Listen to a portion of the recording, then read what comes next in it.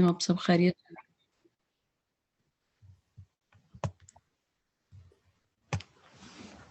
الحمد للہ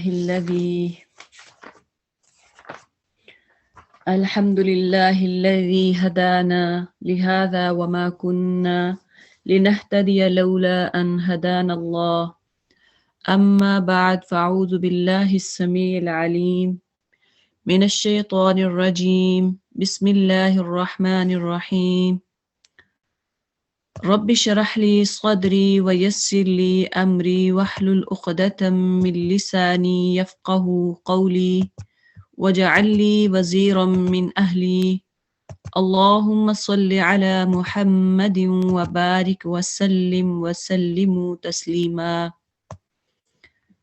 اللهم يسر ولا تعسر وتمم بالخير اللهم يسر ولا تعسر وتمم بالخير آمین یا ارحم الراحمین۔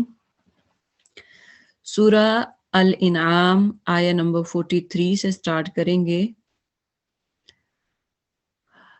اعوذ باللہ السمیع العلیم من الشیطان الرجیم بسم اللہ الرحمن الرحیم فلولا اذ جاءهم بأسنا تضرعوا ولكن قست قلوبكم وزين لهم الشيطان ما كانوا يعملون۔ بس جب ہماری طرف سے ان پر سختی آئی تو کیوں نہ انہوں نے عاجزی اختیار کی، مگر ان کے دل تو اور سخت ہو گئے، اور شیطان نے ان کو اطمینان دلایا کہ جو کچھ تم کر رہے ہو خوب کر رہے ہو۔ اب کل ہم نے پڑھا تھا کہ جب تکلیف آتی ہے مشرکین کے بارے میں، کہ جب ان کو تکلیف آتی تو کیا کرتے تھے، وہ پھر اللہ کو پکارتے تھے۔ ان کو بھی یہ پتا تھا کہ اللہ ایک ہے۔ تو اصل میں شیطان جو ہے وہ انسان کو بہکاتا ہے کہ اللہ کو نہیں پکارنا، لیکن جب مشکلات انسان پہ آتی ہیں تو آخر کار کس کے در پہ جاتا ہے، کس کا دروازہ کھٹکھٹاتا ہے، اللہ سبحانہ و تعالیٰ کا۔ تو اللہ تعالیٰ فرما رہے ہیں کہ پھر قیامت کے دن کیا ہوگا کہ جب انہوں نے اس نصیحت کو جو انہیں کی گئی تھی بھلا دیا، تو ہم نے ہر طرح کی خوشحالیوں کے دروازے ان کے لیے کھول دیے، یہاں تک کہ جب وہ ان بخششوں میں جو انہیں عطا کی گئی تھی خوب مگن ہو گئے۔ اللہ تعالیٰ انسان کو ڈھیل دیتا ہے کہ جتنا چاہو دنیا میں دل لگا لو، اور اچانک ہم نے انہیں پکڑ لیا، اور اب حال یہ ہے کہ وہ ہر خیر سے مایوس تھے۔ اس طرح ان لوگوں کی جڑ کاٹ کر رکھ دی گئی جنہوں نے ظلم کیا تھا، اور تعریف ہے اللہ سبحانہ و تعالیٰ کی، والحمد للہ رب العالمین، اور سب تعریف کس کے لیے ہے؟ اس اللہ کے لیے جو رب ہے جہان والوں کا۔ اے محمد صلی اللہ علیہ وسلم ان سے کہو، کبھی تم نے یہ بھی سوچا کہ اگر اللہ تمہاری بینائی اور سماعت تم سے چھین لے اور تمہارے دلوں پر مہر کر دے، تو اللہ کے سوا اور کون سا خدا ہے جو یہ قوتیں تمہیں واپس دلا سکتا ہو؟ دیکھو کس طرح ہم بار بار اپنی نشانیاں ان کے سامنے پیش کرتے ہیں، اور پھر یہ کس طرح ان سے نظر چراتے ہیں۔ اللہ تعالیٰ نے جو ہمیں نعمتیں دی ہیں، سننا، دیکھنا، اور یہ ساری نعمتیں اگر اللہ تعالیٰ اگر قرآن کو، اگر شریعہ کو صحیح طرح سے نہیں سمجھتا، اگر اس سے انکار کرتا ہے، تو اللہ تعالیٰ چاہیں تو چھین سکتے ہیں۔ اللہ تعالیٰ چھین سکتے ہیں۔ اللہ تعالیٰ کہتے ہیں دیکھو کس طرح ہم بار بار اپنی نشانی ان کے سامنے پیش کرتے ہیں، اور پھر یہ کس طرح ان سے نظر چراتے ہیں۔ کہو کبھی تم نے سوچا کہ اگر اللہ کی طرف سے اچانک یا اعلانیہ تم پر عذاب آ جائے تو کیا ظالم لوگوں کے سوا کوئی اور ہلاک ہوگا؟ یعنی کیا ظالم لوگوں کے سوا کوئی اور ہلاک ہوگا اگر اللہ تعالیٰ اچانک یا پھر جو ہے نا اعلانیہ، یعنی یا تو اچانک عذاب بھیج دے یا پھر بتا کر کہ اب عذاب آنے لگا ہے تو تیار ہو جو، تو کیا ظالم لوگوں کے سوا کوئی اور ہلاک ہوگا؟ یعنی ظالم لوگ ہی اس عذاب کے مستحق ہوں گے، اس عذاب میں ڈالے جائیں گے. دیکھیں کہ پہلی امتوں میں جن پہ بھی عذاب آیا تو کیا ہوا کہ جو نیک لوگ ہوتے تھے ان کو انبیاء کے ساتھ نکال دیا جاتا تھا. اللہ تعالیٰ ان کی حفاظت فرماتے تھے، لیکن جو بد ہوتے، جو انبیاء کا انکار کرتے تھے، وہ تباہ و برباد ہو جاتے تھے. وَمَا نُرْسِلُ الْمُرْسَلِينَ إِلَّا مُبَشِّرِينَ وَمُنذِرِينَ، ہم جو رسول بھیجتے ہیں اسی لیے تو بھیجتے ہیں کہ وہ نیک کردار لوگوں کے لیے خوشخبری دینے والے اور بد کردار لوگوں کے لیے ڈرانے والے ہوں. پھر جو لوگ ان کی بات مان لیں اور اپنے طرز عمل کی اصلاح کر لیں ان کے لیے کسی اور خوف اور رنج کا موقع نہیں ہوگا. بہرحال جب بھی کوئی بات قرآن حدیث کی سنیں، پہلے نہیں پتا تو جب آپ کو پتہ چل گیا تو مان لیں، تو اللہ تعالیٰ معاف کرنے والا ہے. اور جو یہ ہماری آیات کو جھٹلائیں وہ اپنی نافرمانیوں کی پاداش میں سخت بغض کر رہیں گے. جو کوئی بھی ہماری آیات کو جھٹلائے گا، اللہ تعالیٰ فرماتے ہیں اپنی نافرمانی کی وجہ سے اس کی وہ سزا ضرور بھگتے گا.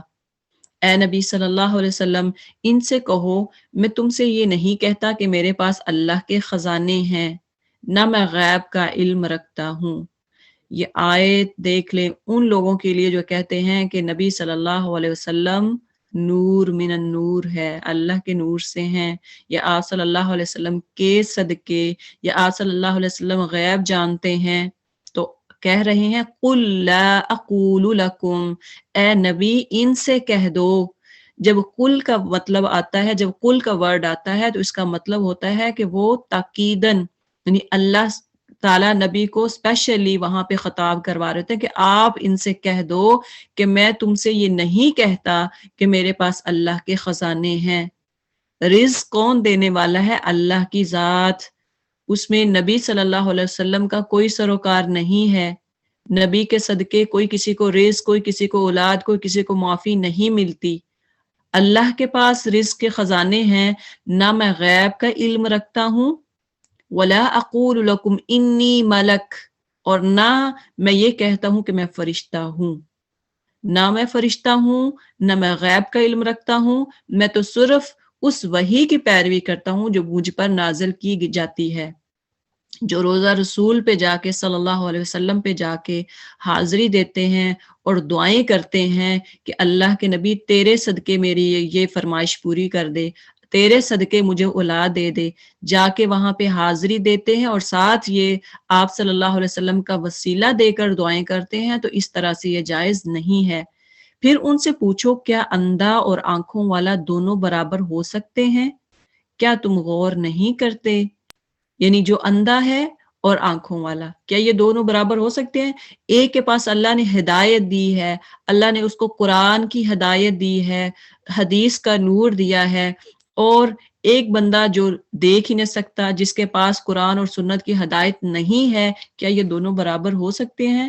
کیا تم غور نہیں کرتے ہو کہ یہ برابر نہیں ہو سکتے؟ اے نبی صلی اللہ علیہ وسلم، تم اس علم وحی کے ذریعے سے ان لوگوں کو نصیحت کرو جو اس بات کا خوف رکھتے ہیں کہ اپنے رب کے سامنے کبھی اس حال میں پیش کیے جائیں گے کہ اس کے سوا وہاں کوئی ایسا ذی اقتدار نہ ہوگا جو ان کا حامی و مددگار ہوگا.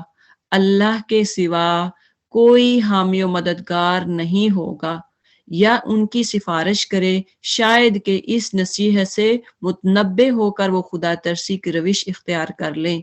یعنی قیامت والے دن جب ان کو پیش کیا جائے گا، اس وقت اللہ کے علاوہ اور کوئی بھی مددگار نہیں ہوگا. اس لیے دنیا میں بھی صرف مددگار کون ہے؟ اللہ تعالی ہے. اللہ سے مدد مانگے، دعا کریں ایاک نعبد و ایاک نستعین، خاص تر اللہ خاص تجھ ہی کی، تیری ہی عبادت کرتے ہیں، و ایاک نستعین، اور صرف تیرے سے مدد مانگتے ہیں. تسمہ بھی ٹوٹ جائے تو آپ صلی اللہ علیہ وسلم نے سکھایا کہ اللہ سے دعا کرو. دیا بجھ جاتا تو اللہ تعالیٰ، آپ صلی اللہ علیہ وسلم حضرت عائشہ سے کہتے کہ عائشہ ان للہ و انا الیہ راجعون کہو. یہ نہیں کہا کہ اچھا میرے سے کہو، میں آگے وسیلہ بناؤ مجھے اور میں دعا کرتا ہوں. نہیں، آپ صلی اللہ علیہ وسلم اللہ سے مانگا کرتے تھے، ہدایت کرتے تھے لوگوں کو کہ آپ بھی اللہ سے مانگو. وَلَا تَطْرُدِ الَّذِينَ يَدْعُونَ رَبَّهُمْ بِالْغَدَاةِ وَالْعَشِيِّ، اور جو لوگ اپنے رب کو رات دن پکارتے رہتے ہیں اور اس کی خوشنودی کی طلب میں لگے ہوئے ہیں، انہیں اپنے سے دور نہ پھینکو. یعنی وہ لوگ جو لوور کلاس سے تعلق رکھتے ہیں، وہ لوگ جو عام لوگ ہیں، ان لوگوں سے کہہ رہے ہیں کہ اے نبی صلی اللہ علیہ وسلم، جو آپ کی اللہ تعالیٰ کی خوشنودی، اللہ کی رضا کے لیے جو آپ کے پاس آتے ہیں، دین سیکھتے ہیں، قرآن سیکھتے ہیں، انہیں اپنے سے دور نہ کرو. ان کے حساب میں سے کسی چیز کا بار تم پر نہیں ہے. ان کا جو بھی حساب ہوگا آپ پر اس کا کوئی وزن نہیں ہوگا، کوئی برڈن نہیں ہوگا، اور تمہارے حساب میں سے کسی چیز کا بار ان پر نہیں ہے. یعنی جو انسان کمائے گا وہی آخرت میں پائے گا. اس پر بھی اگر تم انہیں دور پھینکو گے تو ظالموں میں شمار ہوں گے. کیونکہ قریش کے سردار کہا کرتے تھے، وہ اعتراض کرتے تھے، آپ صلی اللہ علیہ وسلم سے کہتے تھے کہ آپ کے تو ارد گرد یا آپ کے جو فالوور ہیں وہ کون ہیں؟ جو لو سٹیٹس سے ہیں، جن کو تو کوئی پوچھتا نہیں ہے، وہ آپ کے فالوور ہیں. جیسا کہ حضرت عمار رضی اللہ تعالیٰ عنہ، حضرت خبیب رضی اللہ تعالیٰ عنہ، حضرت بلال، یہ کیا تھے؟ یعنی ان کا یہ کوئی لیڈ کلاس سے نہیں تھے. تو یہ اعتراض جو ہے حضرت عمار، بلال، صہیب اور خباب رضی اللہ تعالیٰ عنہم، ایسے لوگ یعنی جو لو طبقے سے تعلق رکھتے تھے، تو ایسے لوگوں کو مشرکین اچھی نظر سے نہیں دیکھتے تھے، ان کی وہ رسپیکٹ نہیں کرتے تھے، اور وہ خیال کرتے تھے کہ نبی کو بھی چاہیے کہ ایسے لوگوں کو اپنے سے دور رکھے. تو اللہ تعالیٰ کہتے ہیں کہ یہ کس کے لیے آپ کے پاس آتے ہیں؟ آپ کے پاس آ کے کس لیے بیٹھتے ہیں؟ اللہ کی رضا کے لیے، اللہ کو راضی کرنے کے لیے آپ کے پاس آتے ہیں، دین سیکھتے ہیں. تو ایسے لوگوں کو آپ بری نظر سے نہ دیکھیں، ایسے لوگوں کو آپ اپنے آپ سے دور نہ کریں. تو دین کے لیے، جس کو اللہ دین کے لیے چن لیتا ہے، جس کی سلیکشن اللہ تعالیٰ دین کے لیے کر لیتا ہے، تو وہ کتنے خوش نصیب لوگ ہوتے ہیں، کتنے وہ لکی ہیں جن کو اللہ تعالیٰ سلیکٹ کر لیتا ہے اپنے دین کے لیے. تو آپ دیکھیں کہ اللہ تعالیٰ کوئی کسی بھی طبقے سے ہو، کوئی کسی بھی طبقے سے ہو، چاہے کام والی کیوں نہ کہے کہ میں دین سیکھنے جا رہی ہوں، اور جو مالکہ ہے وہ کہے نہیں تم کیوں سیکھو گی، میں تو اس کے ساتھ نہیں جاؤں گی، یا جہاں پہ یہ دین سیکھ رہی ہے میں تو نہیں سیکھوں گی. کیوں بھائی؟ وہ بھی انسان ہے اور آپ بھی انسان ہیں. تو اللہ تعالیٰ تو ایسے لوگوں کو چن لیتا ہے، وہ اللہ کے برگزیدہ پاک بندے ہو جاتے ہیں، رضی اللہ عنہم میں وہ ہو جاتے ہیں، اللہ ان سے راضی ہو جاتا ہے. اور اللہ تعالیٰ فرماتے ہیں من یفقہ فی الدین، اللہ تعالیٰ جس کو دین کی سمجھ دیتا ہے، من یرید اللہ بہ خیرا، جس سے اللہ تعالیٰ بھلائی کا ارادہ کرتا ہے، یفقہ فی الدین، اللہ اس کو دین کی سمجھ بھی عطا فرما دیتا ہے. تو آپ سمجھے کہ اللہ نے آپ کو اپنے دین کے لیے چن لیا ہے. الحمدللہ، اللہ نے ہمیں اپنے دین کے لیے چنا. الحمدللہ، ہم 1 گھنٹہ یا 2 گھنٹے سارے مل بیٹھ کے دے دیتے ہیں. الحمدللہ. تو اپنے کاموں کو پریورٹی میں رکھیں کہ میں نے پہلے کام کون سا کرنا ہے. تو اس میں آپ کی جو پریورٹی لسٹ ہے اس میں سب سے پہلے دین ہو، آپ کی نماز ہو، آپ کا روزہ ہو، اللہ کی خوشنودی کے لیے جو بھی کام کریں، اللہ کو خوش کرنے کے لیے.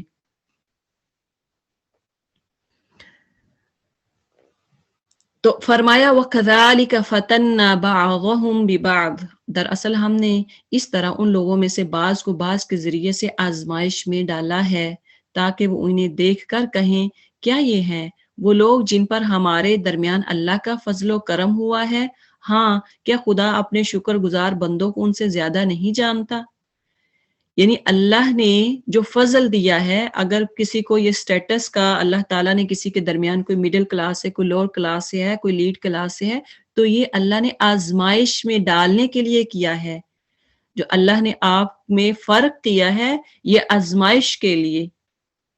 تو اس لیے کسی کا سٹیٹس دیکھ کر اللہ سے دور نہ ہوں کہ وہ تو بڑا امیر ہے، اس کے پاس تو بڑی دولت ہے، بینک بیلنس ہے، اور میں تو عام ہوں، عام سا انسان ہوں، میں کیسے دین سیکھوں گا، میں اس کے قریب کیسے جا سکتا ہوں؟ نہیں، یہ دنیا جو ہے، یہ دولت جو ہے آزمائش میں ڈالنے کے لیے ہے. فتنہ، اللہ تعالیٰ کہتے ہیں وَكَذَلِكَ فَتَنَّا بَعْضَهُمْ بِبَعْضٍ، اسی طرح ہم لوگوں بعض کو بعض کے ذریعے سے آزمائش میں ڈالتے ہیں. تو یہ آزمائش ہے.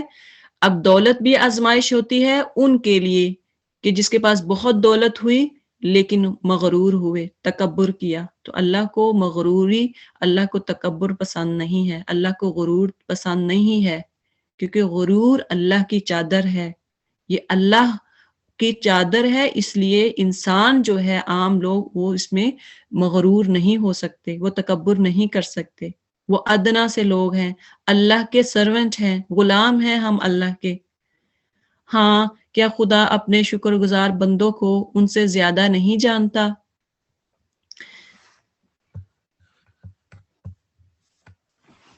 جب تمہارے پاس وہ لوگ آئیں جو ہماری آیات پر ایمان لاتے ہیں تو ان سے کہو تم پر سلامتی ہو. جب تمہارے پاس وہ لوگ آئیں جو ہماری آیات پر ایمان لاتے ہیں تو ان سے کہو تم پر سلامتی ہو. سلام علیکم.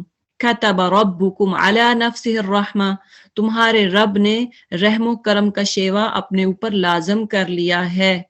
اس کا رحم و کرم ہی ہے کہ اگر تم میں سے کوئی نادانی کے ساتھ کسی برائی کا ارتکاب کر بیٹھا، ہاں ہر پھر اس کے بعد توبہ کرے اور اصلاح کرے تو وہ اسے معاف کر دیتا ہے اور نرمی سے کام لیتا ہے.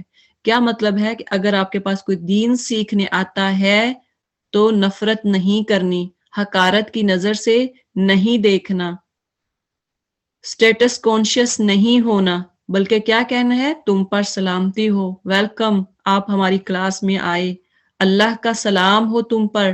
تمہارے رب نے اپنا رحم و کرم لازم کر دیا ہے، یعنی اللہ آپ پہ رحم ضرور کرے گا. کتب ربکم علی نفسہ الرحمہ، اللہ نے اپنا رحم تم پر لکھ دیا ہے.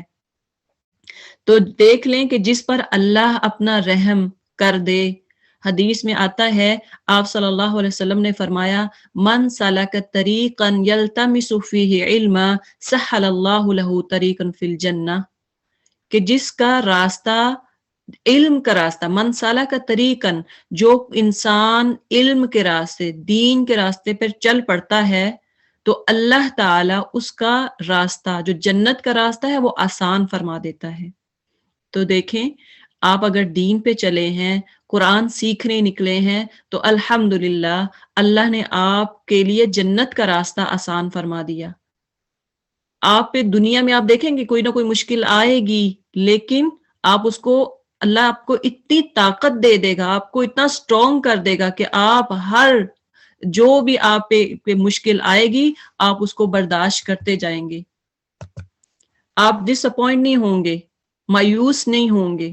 آپ اس کو انشاءاللہ اللہ کے حکم سے جو بھی مشکل ہوگی، جو بھی پرابلم ہوگی، وہ اللہ تعالیٰ آسانیوں میں بدلتا جائے گا. کیونکہ اللہ کے نبی نے فرمایا ہے کہ اللہ نے، یعنی ایک تو اللہ تعالیٰ اس کا جنت کا راستہ آسان فرما دیتے ہیں، دوسرا کتب ربکم علی نفسہ الرحمہ، اللہ نے تم پر اپنا رحم جو ہے، مرسی اپنی تم پر لازم کر دی ہے. تو کیوں نہیں وہ تم پہ رحم کرے گا؟ کیوں نہیں وہ آپ کی مشکلات کو آسانیوں میں بدلے گا؟ وہ کیوں نہیں آپ پہ رحم فرمائے گا؟ تو اللہ تعالیٰ جو ہے، اللہ تعالیٰ فرماتے ایمان لانے کے بعد کیا کام کرنے ہیں. شرط یہ ہے، کنڈیشن لگا دی، توبہ کرے. یعنی پچھلا جو کچھ ہو چکا، جو کچھ آپ جیسے بھی نماز پڑھتے رہے، جیسے بھی عبادات کی، آپ نے بڑوں کو فالو کیا، آپ نے دین کو نہیں سیکھا، اس پر توبہ کریں، معافی مانگیں کہ اللہ جو کچھ پہلے ہو چکا ہمیں نہیں پتا تھا، ہم نبی کا واسطہ دے دے کر دعائیں کیا کرتے تھے، ہم مزاروں پہ جایا کرتے تھے، ہم غیر اللہ کے لیے نظر نیاز مانگا کرتے تھے، اللہ ہمیں سب معاف کر دے، مجھے نہیں پتا تھا. اللہ تو توبہ قبول کرنے والا ہے. اور فرمایا اصلاح کرے. دوسرا نمبر کیا ہے؟ اصلاح کرنا. پھر یہ کہ اپنے آپ کو ایک تو توبہ کرے اور دوسرا اپنے آپ کو دین کے لیے سیکھے، دین سیکھے کہ اللہ کیا کہنا چاہ رہا ہے، تو وہ اسے معاف کر دیتا ہے. پھر اللہ تعالیٰ معاف کرتا ہے اور اللہ تعالیٰ غفور الرحیم ہے، نرمی سے کام لیتا ہے. اور اسی طرح ہم اپنی نشانیاں کھول کھول کر پیش کرتے ہیں تاکہ مجرموں کی راہ بالکل نمایاں ہو جائے. اے نبی صلی اللہ علیہ وسلم ان سے کہو کہ تم لوگ اللہ کے سوا جن دوسروں کو پکارتے ہو ان کی بندگی کرنے سے مجھے منع کیا گیا ہے. دیکھ لیں کہ جن کو تم پکارتے ہو، مشرکین جن کو پکارتے ہیں، جن کی وہ عبادت کرتے ہیں، اس کی بندگی میں نہیں کر سکتا۔ سورہ کافرون میں بھی کیا آتا ہے؟ وَلَا أَنَا عَابِدٌ مَا عَبَدتُّمْ، جس کی تم عبادت کرتے ہو میں اس کی عبادت نہیں کرنے والا، اور جس کی میں عبادت کرتا ہوں اس کی تم عبادت نہیں کرو گے۔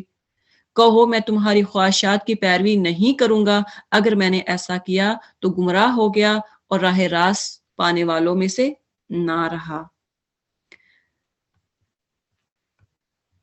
کہو میں اپنے رب کی طرف سے ایک دلیل روشن پر قائم ہوں اور تم نے اسے جھٹلا دیا، اب میرے اختیار میں وہ چیز ہے نہیں جس کے لیے تم جلدی مچا رہے، یعنی وہ میرے اختیار میں وہ چیز نہیں ہے جس کی تم جلدی مچا رہے ہو۔ یعنی وہ کیا کہتے تھے کہ اگر تم سچے ہو تو عذاب آ جائے۔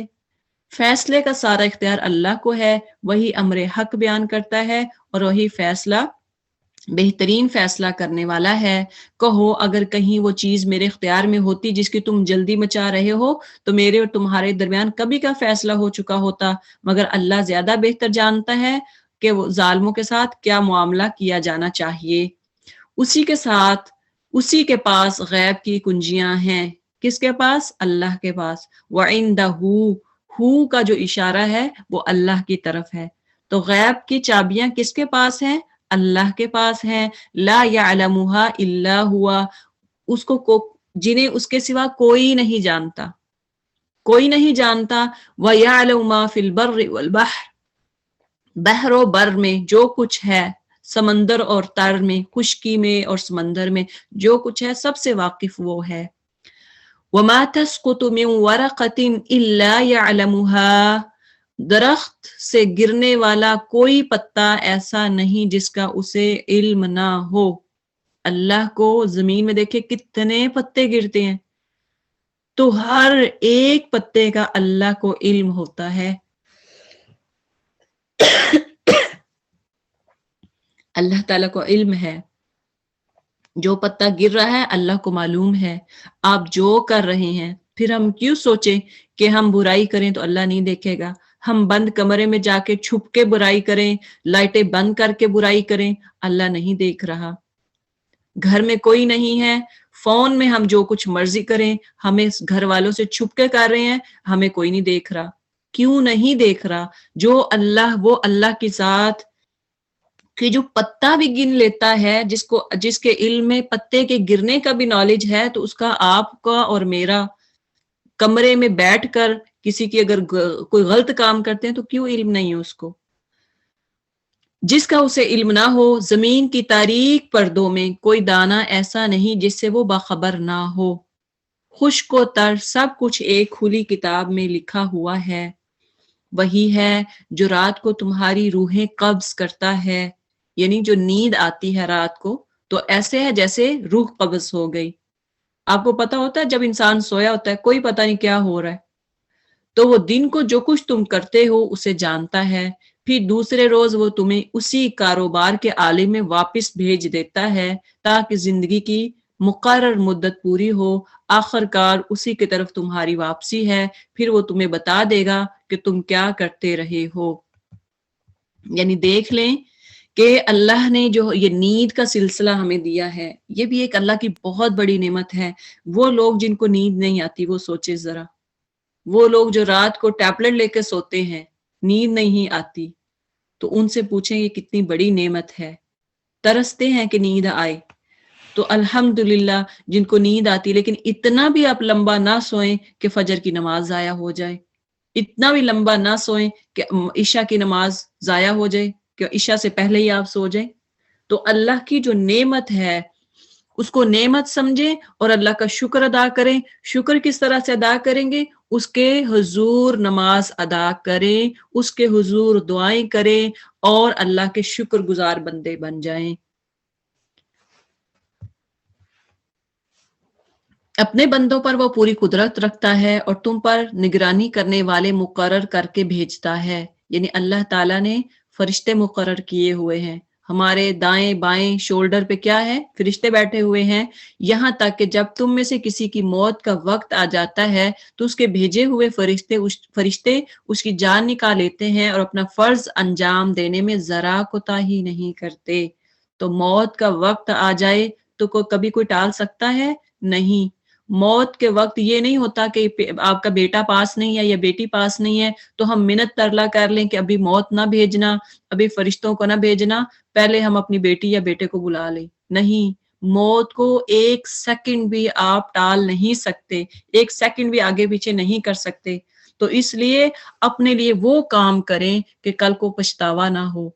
ثم ردوا الی اللہ مولاہم الحق، پھر سب کے سب اللہ اپنے حقیقی آقا کی طرف واپس لائے جاتے ہیں. خبردار ہو جو فیصلے کے سارے اختیار اسی کو حاصل ہے اور وہ حساب لینے میں بہت تیز ہے. اے نبی صلی اللہ علیہ وسلم ان سے پوچھو صحرا اور سمندر کی تاریکیوں میں کون تمہیں خطرات سے بچاتا ہے؟ دیکھیں بار بار قل قل قل، کتنا پیارا انداز ہے اللہ تعالیٰ کا.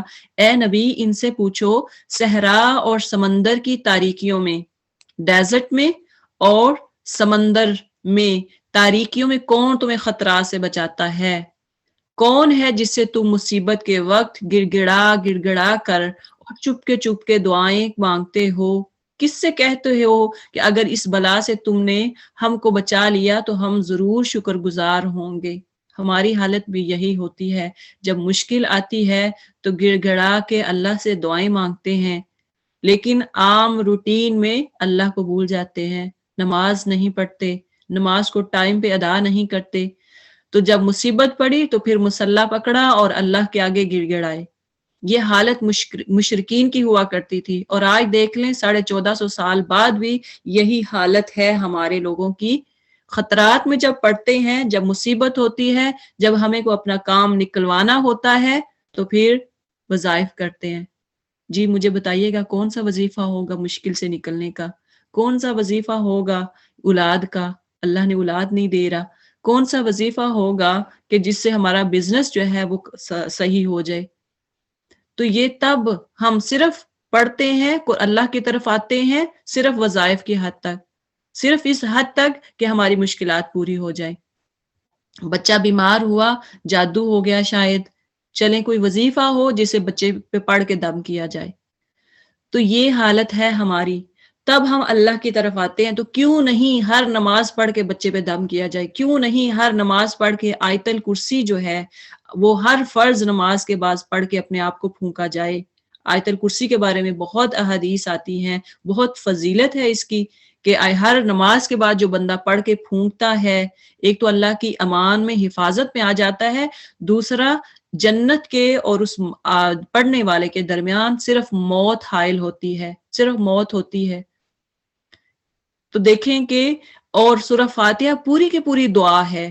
جب آپ سورہ فاتحہ نماز میں پڑھتے ہیں تو گویا آپ دعا کر رہے ہوتے ہیں، آپ اپنے آپ کو اللہ کے سپرد کر رہے ہوتے ہیں.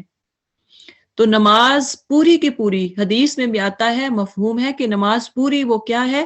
دعا ہے. ہم اسپیشل دعا کے لیے نماز پڑھ کے دعا کے لیے بیٹھتے ہیں، ٹھیک ہے، لیکن پوری نماز کو اگر آپ صحیح طریقے سے آپ ادا کریں تو یہ بہت اچھی دعا ہے. اللہ تعالیٰ سے نماز میں پڑھیں، آپ کا دل نماز میں لگا ہو، آپ کی نیت جو ہے وہ اللہ کو راضی کرنے کی ہو، ریاکاری کی اور دکھاوے کی نہ ہو. آپ فلی جب نماز پڑھیں تو اٹینشن سے پڑھیں کہ اللہ جو میں کر رہا ہوں میری پوری توجہ اللہ کی طرف ہو. اب دیکھیں کہ ایک ایک ورڈ جو ہے نماز کا، الحمدللہ رب العالمین، آپ دیکھیں تب آپ ایسے لگتا ہے جیسے ایک فقیر اور ایک مانگنے والا اور ایک جو ہے ایلیٹ کلاس کا بندہ آپ کے سامنے ہو. تو کیسا فیل کرتے ہیں؟ فقیر جب آپ سے مانگتا ہے باجی پلیز مجھے پیسے دے دے، اللہ کے لیے مجھے دے دے، میرے گھر میں یہ نہیں وہ نہیں، تو آپ کی تب حالت کیا ہوتی ہے؟ تو وہ اللہ جو بہت بڑا ہے، جو بادشاہ ہے، جس نے مجھے آپ کو آسمان اور دنیا زمین سب کچھ پیدا کیا ہے، جب انسان اس کے سامنے ہاتھ باندھ کے، جب ہم سے کوئی معافی مانگے ہاتھ باندھ کے، تو دیکھیں کہ ہم کتنا فیل کرتے ہیں کہ یہ پلیز ایسا نہ کریں، پلیز یہ نہ کریں. تو اللہ کی وہ ذات جب ایک دفعہ آپ ہاتھ باندھ کے اللہ کے پاس آ جائیں تو کیوں نہیں وہ آپ کی دعائیں سنے گا؟ کیوں نہیں وہ آپ کی دعا کو قبول کرے گا؟ کیوں نہیں آپ کی حاجات کو وہ پورا کرے گا؟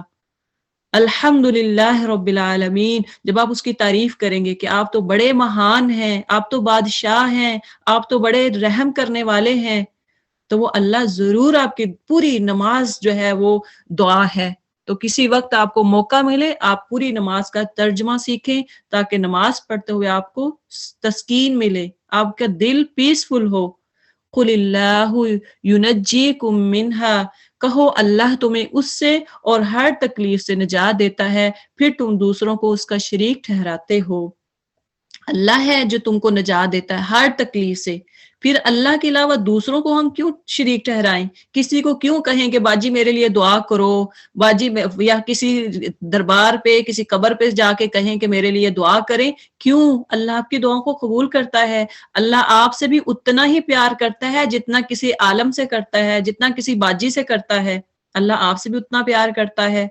قل هو القادر, کہو وہ اس پر قادر ہے کہ تم پر کوئی عذاب اوپر سے نازل کر دے, یا تمہارے قدموں کے نیچے سے برپا کر دے, یا تمہیں گروپوں میں تقسیم کر کے ایک گروہ کو دوسرے گروہ کی طاقت کا مزہ چکھلا دے.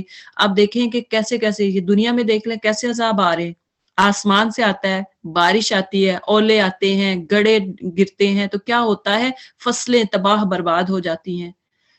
یا تمہارے قدموں کے نیچے سے, یعنی اتنی بارش ہوتی ہے کہ فلڈ آ جاتا ہے. اور یا قدموں کے نیچے سے دیکھیں کہ ارتھ کو کیا ہے, یہ بھی تو ایک اللہ کا عذاب ہے. یا تمہیں گروہوں میں تقسیم کر کے یعنی آپس میں لڑا دے.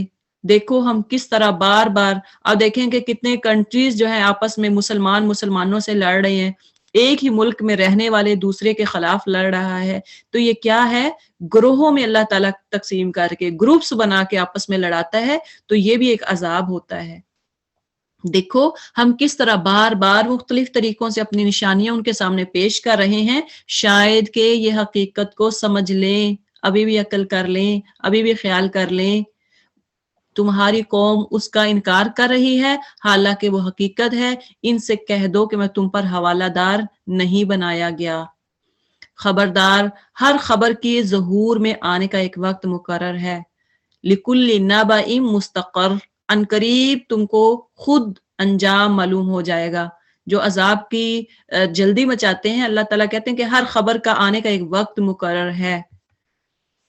اور اے نبی صلی اللہ علیہ وسلم, وَإِذَا رَأَيْتَ الَّذِينَ يَخُوضُونَ فِي آيَاتِنَا, اے نبی صلی اللہ علیہ وسلم جب تم دیکھو کہ لوگ ہماری آیات پر نکتہ چینیاں کر رہے ہیں تو ان کے پاس سے ہٹ جاؤ, یہاں تک کہ وہ اس گفتگو کو چھوڑ کر دوسری باتوں میں لگ جائیں. اور اگر کبھی شیطان تمہیں بہلاوے میں ڈال دے تو جس وقت تمہیں اس غلطی کا احساس ہو جائے اس کے بعد پھر ایسے ظالم لوگوں کے پاس نہ بیٹھو. یعنی جہاں پہ ایسی صحبت, ایسی کمپنی جہاں پہ آیات کا مذاق اڑایا جا رہا ہو. آپ دیکھیں کہ کچھ چند مہینے پہلے ایک ویڈیو وائرل ہوئی جس میں ایک لڑکا نماز پڑھ رہا ہے اور ساتھ ڈانس کر رہا ہے, نعوذ باللہ, ساتھ ڈانس کر رہا ہے. تو یہ کیا ہے, اتنی وائرل ہوئی وہ ویڈیو کہ ہر بندہ دیکھ رہا ہے. تو کیا ہے کہ ہم سب اس کے حصے دار بن رہے ہیں. جہاں جہاں آپ شیئر کر رہے ہیں, جہاں جہاں آپ اس کو سینڈ کر رہے ہیں, اس کو سپریڈ کر رہے ہیں, تو گویا آپ اس کے حصے دار بن رہے ہیں. اس برائی کو پھیلانے میں آپ کا بھی حصہ ہے. تو ایسی ویڈیوز جہاں پہ دین کا مذاق, ہم اس کو فن سمجھ کے انجوائے کرتے ہیں, ہاں ہاں ہاں بہت اچھا ہے, واہ واہ واہ, یا ہم افسوس بھی کرتے ہیں کہ نہیں یہ کیا کر رہا ہے, لیکن پھر بھی ہم شیئر کر دیتے ہیں کہ یہ دیکھو جس کے خلاف آواز اٹھاؤ. کوئی کون کیا کچھ کر سکتا ہے کہ اس کے خلاف کیسے آواز اٹھائیں. آج کل یہ ایک ٹرینڈ بن چکا ہے کہ جو ہے نا اس کو یا تو ہم کہتے ہیں کہ اس کے خلاف آواز اٹھاؤ, اس لیے ہم شیئر کرتے ہیں, یا اس لیے شیئر کرتے ہیں کہ اس کو انجوائے کریں, آپ بھی انجوائے کریں. تو اللہ تعالیٰ کیا کہہ رہے ہیں, وَإِذَا رَأَيْتَ الَّذِينَ يَخُوضُونَ فِي آيَاتِنَا, جب اے نبی صلی اللہ علیہ وسلم جب تم دیکھو کہ لوگ ہماری آیات پر نکتہ چینیاں کر رہے ہیں تو ان کے پاس سے ہٹ جاؤ. ہٹنے کا کہتے ہیں, اگر آپ کے پاس ایسی کوئی ویڈیو کوئی کلپ آتا ہے تو اس کو ڈیلیٹ کر دیں. جس نے آپ کو سینڈ کیا اس سے بھی وارن کریں کہ خبردار ایسا کوئی آپ نے آگے پھیلایا, آپ اس کو بھی ڈیلیٹ کریں. تو اس طرح سے آپ جو ہے اس کو پھیلانے سے آپ کم از کم اس کے حصے دار نہیں بنیں گے, یہاں تک کہ اس گفتگو کو چھوڑ کر دوسری باتوں میں لگ جائیں. اگر کبھی شیطان تمہیں بہلاوے میں ڈال دے تو جس وقت تک تمہیں اس غلطی کا احساس ہو جائے, اگر کبھی غلطی سے کچھ ہو جاتا ہے تو تب پتہ چل جائے کہ یہ میں نے غلط کیا تھا, اس کے بعد پھر ایسے ظالم لوگوں کے پاس نہ بیٹھو. اگر آپ کو پتا ہو کہ ایسے لوگ، ایسے فرینڈز جو آپ کو دین کا جہاں مذاق اڑاتی ہوں، جہاں پہ آپ کے ابائے کے بارے میں باتیں کرتی ہوں کہ یہ آئی بڑی ملوانی، یہ آئی بڑی دین بتانے والی، ایسے لوگوں سے آپ دور ہو جائیں، ایسے ظالم لوگوں کے پاس نہ بیٹھو. ان کے حساب میں سے کسی چیز کی ذمہ داری پرہیزگار لوگوں پر نہیں ہے، البتہ نصیحت کرنا ان کا فرض ہے. اب یہ بھی بات بتا دی، آپ ان کو نصیحت کریں، آپ ان کو کہیں کہ یہ کام غلط ہے. اگر آپ کو کوئی دین سے دور کرتا ہے، کوئی مذاق اڑاتا ہے، قرآن کا مذاق اڑاتا ہے، سنت کا مذاق اڑاتا ہے، آپ کہتے ہیں کہ کھڑے ہو کر پانی نہیں پینا، بیٹھ کے پیئیں، اس سے آپ کا مذاق اڑتا ہے، او بڑی آئی بتانے والی، سنت کے فالو کرنے والی بڑی آئی. تو کیا ہے؟ آپ کا کام ہے نصیحت کرنا. باقی آپ کے حساب میں کسی چیز کی ذمہ داری نہیں ہوگی کہ آپ نے غلط، اگر وہ غلط کر رہے ہیں تو اس کا گناہ آپ کو نہیں ہوگا اگر آپ نے بتا دیا ان کو، شاید کہ وہ غلط روی سے بچ جائیں. آپ کا کام ہے نصیحت کرنا. اگر کوئی غلط ہو رہا ہے تو پھر امر بالمعروف ضرور کریں، اگر کوئی برائی کر رہا ہے تو اس کو نہا عن المنکر ضرور کہیں، ونہی عن المنکر ضرور کریں. چھوڑو ان لوگوں کو جنہوں نے اپنے دین کو کھیل اور تماشا بنا رکھا ہے اور جنہیں دنیا کی زندگی فریب میں مبتلا کیے ہوئے ہے. ہاں مگر یہ قرآن سنا کر نصیحت اور تنبیہ کرتے رہو. آپ دیکھیں کہ ایک بڑی بات کہ ہمارے دین میں کیا مذاق نہیں ہو رہا. جب 12 ربیع الاول آتا ہے، پورا مہینہ گھروں میں لائٹیں لگا لیتے ہیں، پورا مہینہ محلے سجا لیتے ہیں. کیا یہ سنت ہے؟ کیا آپ صلی اللہ علیہ وسلم کے صحابہ نے یہ کام کیا؟ کیا انہوں نے لائٹیں لگائیں؟ کیا انہوں نے باہر پاؤں رکھا؟ وہ جو ایک نشان لگا دیتے ہیں، یہ نبی کا پاؤں ہے، نقش مبارک ہے، کیا انہوں نے رکھا؟ کیا صحابہ نے اس سے سنت ملتی ہے؟ صحابہ سے نہیں ملتی. تو کیوں ہم ان چیزوں کو کے پیچھے پڑے ہیں؟ اسی کو دین لے کے پھر رہے ہیں کہ یہ دین ہے. آپ صلی اللہ علیہ وسلم کی محبت میں ہم مبتلا ہو رہے ہیں کہ یہ محبت ہے، حالانکہ وہ محبت نہیں ہے، بدعات ہم کر رہے ہیں. کیک کاٹا جاتا ہے، اور کیک بھی کیا، ایک سے ایک بڑھ چڑھ کر. آج اگر 10 پاؤنڈ کا تھا تو اگلے سال پھر 50 پاؤنڈ کا کیک بنانا ہے، اور اس کو سوشل میڈیا کی نظر کیا جاتا ہے کہ دیکھیں، اور جلوس نئی نئی چیزیں نکالی جاتی. آپ دیکھ لیں کہ آج سے 20 سال پہلے کیا یہ جلوس نکلتے تھے؟ کیا یہ کیک کاٹے جاتے تھے؟ نہیں. آپ دیکھیں کہ جیسے جیسے دور گزرتا جا رہا ہے اسی طرح سے لوگ نئے نئے کام ایجاد کر رہے ہیں، نئے نئے یہ دین بنا رہے ہیں جو کہ دین میں ہے نہیں ہے. دیکھ لیں کہ یہ ساری چیزیں، یہ آیات ہمارے لیے ہیں، یہ صرف مشرکین مکہ، یہ منافقین کے لیے، اس وقت کے منافقین کے لیے، یہ یہود و نصارہ کے لیے نہیں تھی، یہ ہمارے لیے بھی ہے. یہ قرآن عمل کی چیز ہے، ہدایت کی چیز ہے. ہم لوگ قرآن کو بالکل سمجھتے نہیں ہیں کہ اللہ قرآن میں کیا کہہ رہا ہے. صرف جو بڑے کر رہے ہیں چلو ٹھیک ہے، میلاد کر رہے ہیں ٹھیک ہے، انجوائے کرو کیونکہ یہ دین کا حصہ ہے، حالانکہ دین کا حصہ نہیں ہے. ہمیں جب قرآن میں پتہ چلے گا کہ کس طرح سے مذاق اڑایا جاتا ہے، کس طرح سے شریعت کو کی دھجیاں اڑائی جاتی ہیں، قرآن اور سنت کی دھجیاں بکھیری جاتی ہیں، پھر ہمیں پتہ چلتا ہے کہ قرآن ہم نے کتنی مسٹیکس کی ہیں، کتنی ہم نے قرآن کو ہم نے اس کے خلاف چلے ہیں. چھوڑو ان لوگوں کو جنہوں نے اپنے دین کو کھیل اور تماشا بنا رکھا ہے. کیا یہ دین کا تماشا نہیں ہوتا؟ اور جنہیں دنیا کی زندگی فریب میں مبتلا کیے ہوئے ہے، دوسروں کو بھی دھوکے میں رکھے ہوئے ہیں، خود بھی دھوکے میں ہیں. ہاں مگر یہ قرآن سنا کر نصیحت اور تنبیہ کرتے رہو کہ کہیں کوئی شخص اپنے کیے کرتوتوں کے وبال میں گرفتار نہ ہو جائے. آپ کا کام ہے جو ایسے لوگ مناتے ہیں ان کو منع کرے.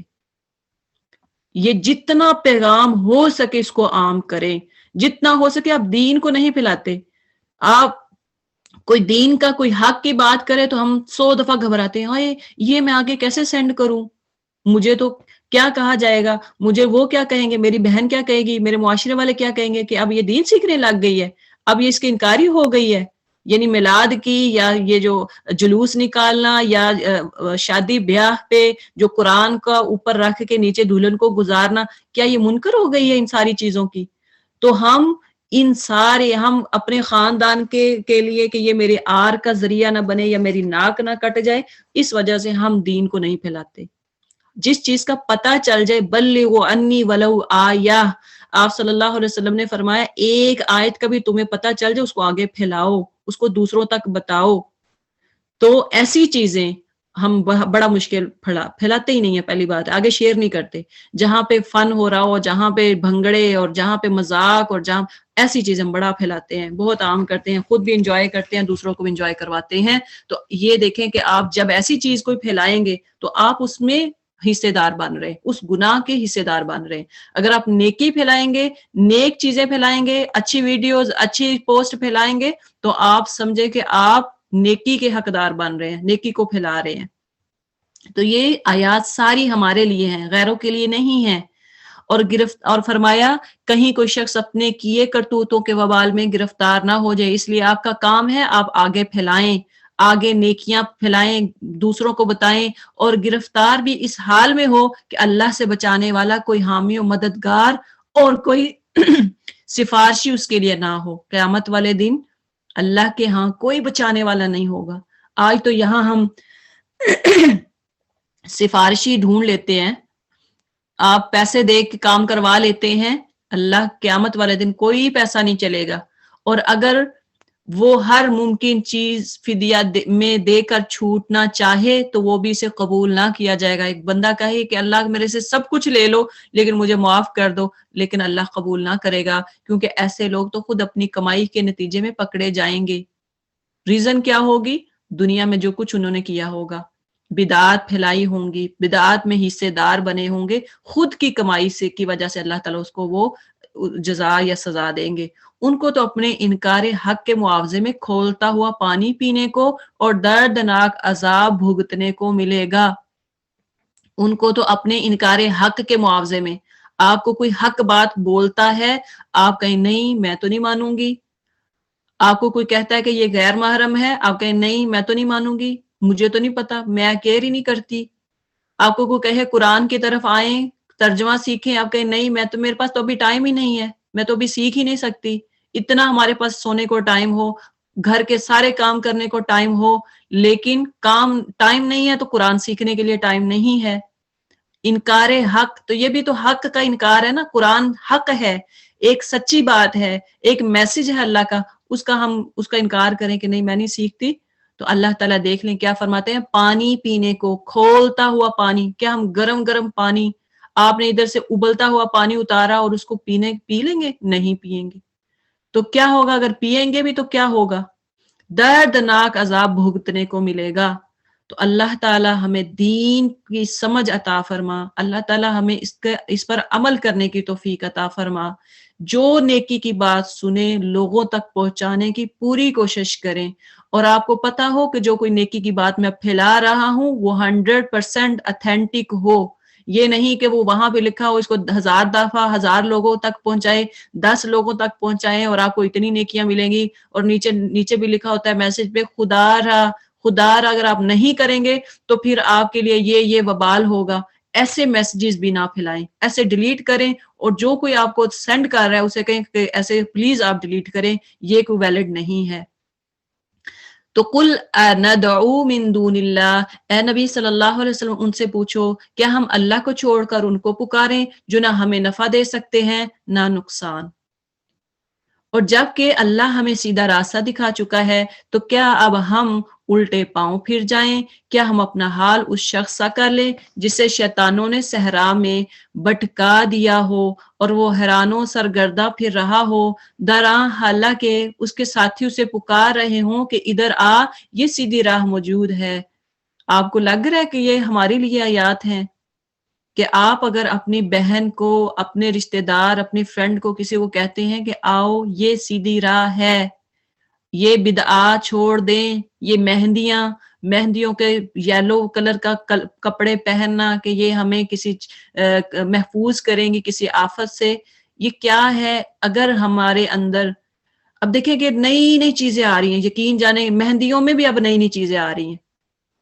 یہ دلہن کی بہن، دلہن کا بھائی، دلہن کا فلاں، دلہے کی بہن، عجیب سے. اور آپ نے وہ دیکھیں کہ وہ انہوں نے کارڈ اٹھائے ہوتے ہیں اور لکھا ہوتا ہے کہ دلہن کی فلاں، اور جو ہے نا کیا مہندیوں پہ کیا کیا کر رہے ہیں، کیا کچھ نہیں کر رہے. حالانکہ مہندی ویسے ہی ایک رسم ہے جو کہ ہندوؤں سے آئی ہے، اور ہم اس کو بڑے اچھے طریقے سے مناتے ہیں۔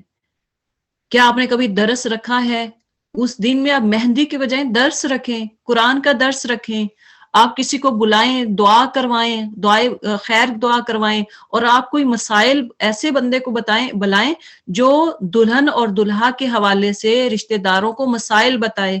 سورہ نساء کی جو پہلی آیات ہیں وہ بہت اس کو سننے کے لیے ہے، پورا ایک خطبہ ہے نکاح کا، اس کو آپ سنیں، اس پر عمل کریں، تاکہ ہمارے خاندان میں جو جھڑپیں، جو لڑائیاں، جو جھگڑے ہوتے ہیں ان سے بچ جائیں۔ ہم کوئی ایسا نہیں رکھتے، کوئی کسی کو دین کے لیے نہیں بلاتے، مہندیوں کے لیے ہم بہت کچھ کرتے ہیں، بہت پیسہ خرچ کرتے ہیں۔ کہو حقیقت میں صحیح رہنمائی تو صرف اللہ ہی کی رہنمائی ہے، اور اس کی طرف سے ہمیں یہ حکم ملا ہے کہ مالک کائنات کے آگے سر اطاعت خم کر دو۔ دیکھو کہ کیا ہم اپنے آپ کو لِنُسْلِمَ لِرَبِّ العالمین، اپنے اللہ کے لیے مطیع و فرما بردار کرتے ہیں؟ مسلم کہتے ہیں ایسے گھوڑے کو، ایسے اونٹ کو کہا جاتا ہے مسلم جس کی ناک میں رسی ڈالی گئی ہو، نکیل ڈالتے نا، رسی ہوتی ہے اس کے ناک کے اندر سے ڈال کر، اس کی رسی کس کے پاس ہو؟ اس کے مالک کے ہاتھ میں ہو۔ تو کیا ہم ایسے مسلم ہیں کہ ہمارا اٹھنا بیٹھنا سونا کھانا پینا اللہ کی اطاعت کے ساتھ ہوں، ہمارا کھانا پینا اٹھنا بیٹھنا سنت کے مطابق ہو؟ کیا ہماری رسی جو ہے اٹھنے بیٹھنے کی، کھانے پینے کی، چلنے پھرنے کی اللہ کے ہاتھ میں ہے؟ نہیں، ہم ایسا کرتے ہی نہیں ہیں، ہم اپنے آپ کو اطاعت کے سر خم کرتے ہی نہیں ہیں۔ تو اصل مسلم تب بنیں گے جب ہم اپنے آپ کو اللہ کے لیے، رب العالمین کے لیے فرما بردار بنائیں گے، اس کی رضا کے لیے۔ اگر کوئی بدعت کرتے ہیں، اگر کوئی شرک کرتے ہیں، اس کی رضا کہ اللہ بس تیری رضا کے لیے آپ دین پھیلا رہے ہیں، اللہ صرف تجھے خوش کرنے کے لیے میں کر رہی ہوں بس، باقی دنیا جو ہے وہ جو کچھ آپ کو کہتی ہے کہتی جائے، آپ کو لوگ جو کچھ کہتے ہیں کہتے جائیں، کیونکہ میجورٹی از ناٹ اتھارٹی۔ اگر آپ سوچتے ہیں کہ بہت زیادہ عورتیں، بہت زیادہ ہمارے خاندان میں سارے یہ رسم و رواج کرتے ہیں، میں کیوں نہ کروں، مجھے لوگ کیا کہیں گے؟ تو کیا آپ اپنے لیے جی رہی ہیں کہ لوگوں کے لیے؟ لوگ کبھی خوش نہیں ہوتے، اس لیے آپ نے لِنُسْلِمَ لِرَبِّ العالمین یہ بات جان لیں کہ وہ اُمِرْنَا، اور ہم نے یہ حکم دیا ہے، ہمیں اللہ سے یہ حکم ملا ہے لِنُسْلِمَ لِرَبِّ العالمین کہ کائنات کے مالک کے آگے سر کو جھکا دینا ہے۔ یہ ورڈ آپ یاد کر لیں، وَأُمِرْنَا لِنُسْلِمَ لِرَبِّ العالمین۔ جب بھی آپ کوئی غلط کام کرنے لگیں، کوئی بدعت شرک کرنے لگیں، کوئی ایسی رسم کرنے لگیں، تو آپ کو یہ ورڈ یاد ہو جائے، یہ آیت یاد ہو جائے کہ وَأُمِرْنَا لِنُسْلِمَ لِرَبِّ العالمین، میں نے اس کو اس لیے چھوڑنا ہے کہ میں اپنے رب کی رضا حاصل کروں، میں نے اپنے رب کو خوش کرنا ہے، میں نے دنیا کو، میں نے لوگوں کو نہیں خوش کرنا، میں نے خاندان کو خوش نہیں کرنا۔ وَأَنْ أَقِيمُوا الصَّلَاةَ وَاتَّقُوا، نماز قائم کرو، اس کی نافرمانی سے بچو، اسی طرف تمہیں سمیٹے جاؤ گے۔ وہی ہے جس نے آسمان و زمین کو برحق پیدا کیا، جس دن وہ کہے گا کہ حشر ہو جائے اسی دن وہ ہو جائے گا، اس کا اشارہ عین حق ہے۔ جس دن قیامت کا دن اللہ تعالیٰ نے ایک حکم کرنا ہے کن، تو قیامت آ جائے گی، اس کا اشارہ عین حق ہے۔ اور جس روز سور پھونکا جائے گا اس روز بادشاہی اسی کی ہوگی، وہ غیب اور شہادت ہر چیز کا عالم اور دانا اور باخبر ہے۔ آگے یہاں سے ابراہیم علیہ السلام کے بارے میں بتایا جا رہا ہے کہ ابراہیم علیہ السلام کا واقعہ یاد کرو، جب کہ اس نے اپنے باپ آزر سے کہا تھا کیا تم بتوں کو خدا بناتے ہو، میں تو تجھے اور تیری قوم کو کھلی گمراہی میں پاتا ہوں۔ دیکھ لیں، ایک طرف بیٹا ہے اور ایک طرف باپ ہے، تو اللہ کی رضا کے لیے ابراہیم علیہ السلام اللہ کی رضا کے لیے اپنے باپ سے ڈائلاگ کر رہے کہ یہ کیا ہے، کیوں بتوں کی عبادت کرتے ہو، میں تو تمہیں کھلی گمراہی میں پاتا ہوں۔ کیا ہم نے اپنے والدین کو کبھی کہا ہے کہ یہ آپ رسم کر رہے ہیں یہ تو گمراہی ہے کھلی، یہ تو یہودیوں کی یا یہ تو ہندوؤں کی رسمیں ہیں، یہ تو ہندوؤں کا کلچر ہے؟ وَكَذَلِكَ نُرِي ابراہیم علیہ السلام کو ہم اسی طرح زمین اور آسمانوں کا نظام سلطنت دکھاتے تھے، اور اس لیے دکھاتے تھے کہ وہ یقین کرنے والوں میں سے ہو جائے۔ چنانچہ جب رات اس پر طاری ہوئی تو اس نے ایک تارا دیکھا کہا یہ میرا رب ہے، مگر جب وہ ڈوب گیا تو بولا ڈوب جانے والوں کا تو میں گرویدہ نہیں ہوتا۔ پھر جب چاند چمکتا نظر آیا تو کہتا ہے یہ میرا رب، مگر جب وہ بھی ڈوب گیا تو کہا اگر میرے رب نے میری رہنمائی نہ کی ہوتی تو میں بھی گمراہ لوگوں میں شامل ہو گیا۔ اللہ کو پہچانا کریں۔ رات کو سوتے وقت آپ تھوڑا سا اللہ کی مخلوقات، اللہ کی جو چیزیں بنائی ہیں اس پہ غور و فکر کیا کریں، پھر آپ کو پتا چلے گا کہ ایک ہم اپنے جسم کو لے لیں، اپنی باڈی کو لے لیں، تو ایک ہیومن باڈی کا سٹرکچر جو اللہ نے بنایا ہے وہ کتنا حسین ہے، کتنا خوبصورت ہے۔ آپ کے برابر وہ دیکھیں کہ جو بندر اور ذلیل جن کو اللہ نے بنا دیا تھا، ہم بندر اور باقی جو جانور ہیں ان کو اور اپنی باڈی کو دیکھیں کتنا خوبصورت اللہ نے آپ کو بنایا ہے۔ شیشے میں اپنے آپ کو کبھی دیکھیں کہ الحمدللہ، کبھی دیکھ کے کہا ہے کہ اللہ تو نے مجھے کتنا حسین بنایا، کتنا خوبصورت بنایا، اور ساتھ کہا کریں الحمدللہ۔ پھر جب سورج کو روشن دیکھا تو کہا یہ ہے میرا رب، یہ سب سے بڑا ہے، مگر جب وہ بھی ڈوبا تو ابراہیم علیہ السلام پکار اٹھا، اے برادران قوم، میں ان سے بیزار ہوں جنہیں تم خدا کا شریک ٹھہراتے ہو۔ میں تو یکسو ہو کر اپنا رخ اسی ہستی کی طرف کر لیا جس نے زمین اور آسمانوں کو پیدا کیا، اور میں ہرگز شرک کرنے والوں میں سے نہیں ہوں۔ اس کی قوم اس سے جھگڑنے لگی تو اس نے قوم سے کہا کیا تم لوگ اللہ کے معاملے میں مجھ سے جھگڑتے ہو حالانکہ اس نے مجھے راہ راست دکھا دی ہے۔ کبھی آپ کو کوئی جھگڑے نا، آپ بدعت چھوڑتے ہیں، آپ کوئی برائی یا شرک یا کچھ ایسا چھوڑے، تو اگر کوئی آپ سے جھگڑتا ہے تو آپ نے کیا کہنا ہے؟ وقد ہدانی، اللہ نے مجھے ہدایت دی، الحمدللہ مجھے اب سمجھ آ گئی ہے، میں اب دین سیکھنے لگی ہوں، مجھے اب پتہ چل گیا کہ حق کیا ہے، قرآن مجھے کیا کہتا ہے۔ میں تمہارے ٹھہرائے ہوئے شریکوں سے نہیں ڈرتا، ہاں اگر میرا رب کچھ ہے تو وہ ضرور ہو سکتا ہے، میرے رب کا علم ہر چیز پر چھایا ہوا ہے، پھر کیا تم ہوش میں نہ آؤ گے؟ اور آخر میں تمہارے ٹھہرائے ہوئے شریکوں سے کیسے ڈروں جبکہ تم اللہ کے ساتھ ان چیزوں کو خدائی میں شریک بناتے ہو؟ نہیں ڈرتے جن کے لیے اس نے تم پر کوئی سند نازل نہیں کی ہے۔ ہم دونوں فریقوں میں سے کون زیادہ بے خوفی اور اطمینان کا مستحق ہے؟ بتاؤ اگر تم کچھ علم رکھتے ہو۔ حقیقت میں تو امن انہی کے لیے ہے، پیس انہی کے لیے ہے، اور راہ راست پر وہی ہیں جو ایمان لائے۔ کون ہے اسٹریٹ پاتھ پہ؟ جو سیدھے راستے پہ چل رہے ہیں، جو ایمان لائے اور جنہوں نے اپنے ایمان کو ظلم کے ساتھ آلودہ نہیں کیا۔ جب آپ اللہ سے مانگتے اہدنا الصراط المستقیم، اللہ ہمیں سیدھی راہ دکھا، اللہ نے کیا بتائی؟ راستہ ہے، یہی راستہ ہے ایمان والوں کا جو ایمان لائے اور جنہوں نے اپنے ایمان کو ظلم کے ساتھ آلودہ نہیں کیا۔ اگر کہیں کوئی ظلم ہو رہا ہے تو وہاں پہ آپ اس کی آواز، مظلوم کی آپ آواز بنے۔ کہیں کوئی ظلم ہوتا ہے گھر میں، آپ کے گھر میں کوئی ظلم ہوتا ہے، آپ اس کے خلاف اٹھیں کہ آپ یہ غلط کر رہے ہیں، ان کو سمجھائیں۔ وَتِلْكَ حُجَّتُنَا آتَيْنَاهَا إِبْرَاهِيمَ عَلَىٰ قَوْمِهِ، یہ تھی ہماری وہ حجت جو ہم نے ابراہیم علیہ السلام کو اس کی قوم کے مقابلے میں عطا کی۔ ہم جسے چاہتے ہیں بلند مرتبے عطا کرتے ہیں، حق یہ ہے کہ تمہارا رب نہایت دانا اور علیم ہے۔ پھر ہم نے ابراہیم علیہ السلام کو اسحاق اور یعقوب جیسی اولاد دی اور ہر ایک کو راہ راست دکھائی، وہی راہ راست جو اس سے پہلے نوح علیہ السلام کو دکھائی تھی، اور اسی کی نسل سے ہم نے داود علیہ السلام، سلیمان علیہ السلام، ایوب، یوسف، موسیٰ اور ہارون علیہ السلام کو ہدایت بخشی۔ اس طرح ہم نیکوکاروں کو ان کی نیکی کا بدلہ دیتے ہیں۔ تو اللہ تعالیٰ جب جس کو اپنے راستے پہ چن لیتا ہے اولاد بھی نیک دیتا ہے۔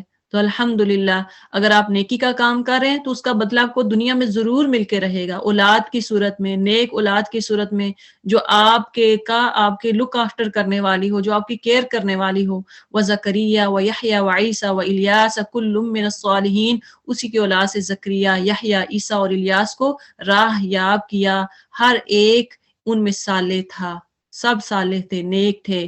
اسی کے خاندان سے اسماعیل علیہ السلام، الیسع اور یونس اور لوط کو راستہ دکھایا، اور ان میں سے ہر ایک کو ہم نے تمام دنیا والوں پر فضیلت عطا کی۔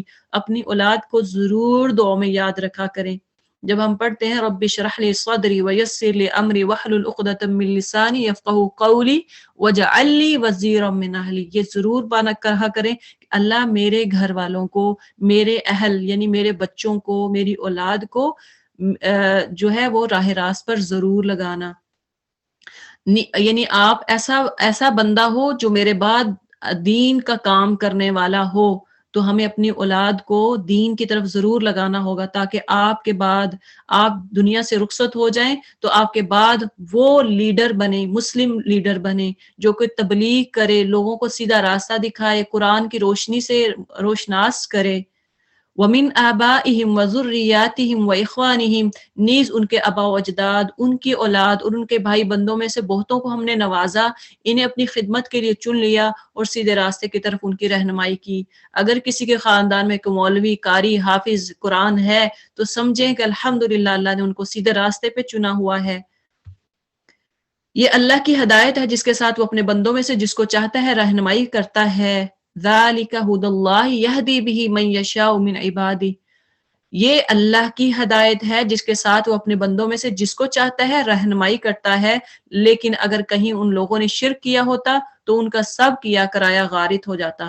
اگر کوئی مولوی ہے، اگر کوئی راہ راست پہ آپ سمجھتے ہیں ہدایت پہ ہے، لیکن شرک کی گنجائش نہیں ہے، شرک اللہ تعالیٰ معاف کبھی نہیں کرے گا۔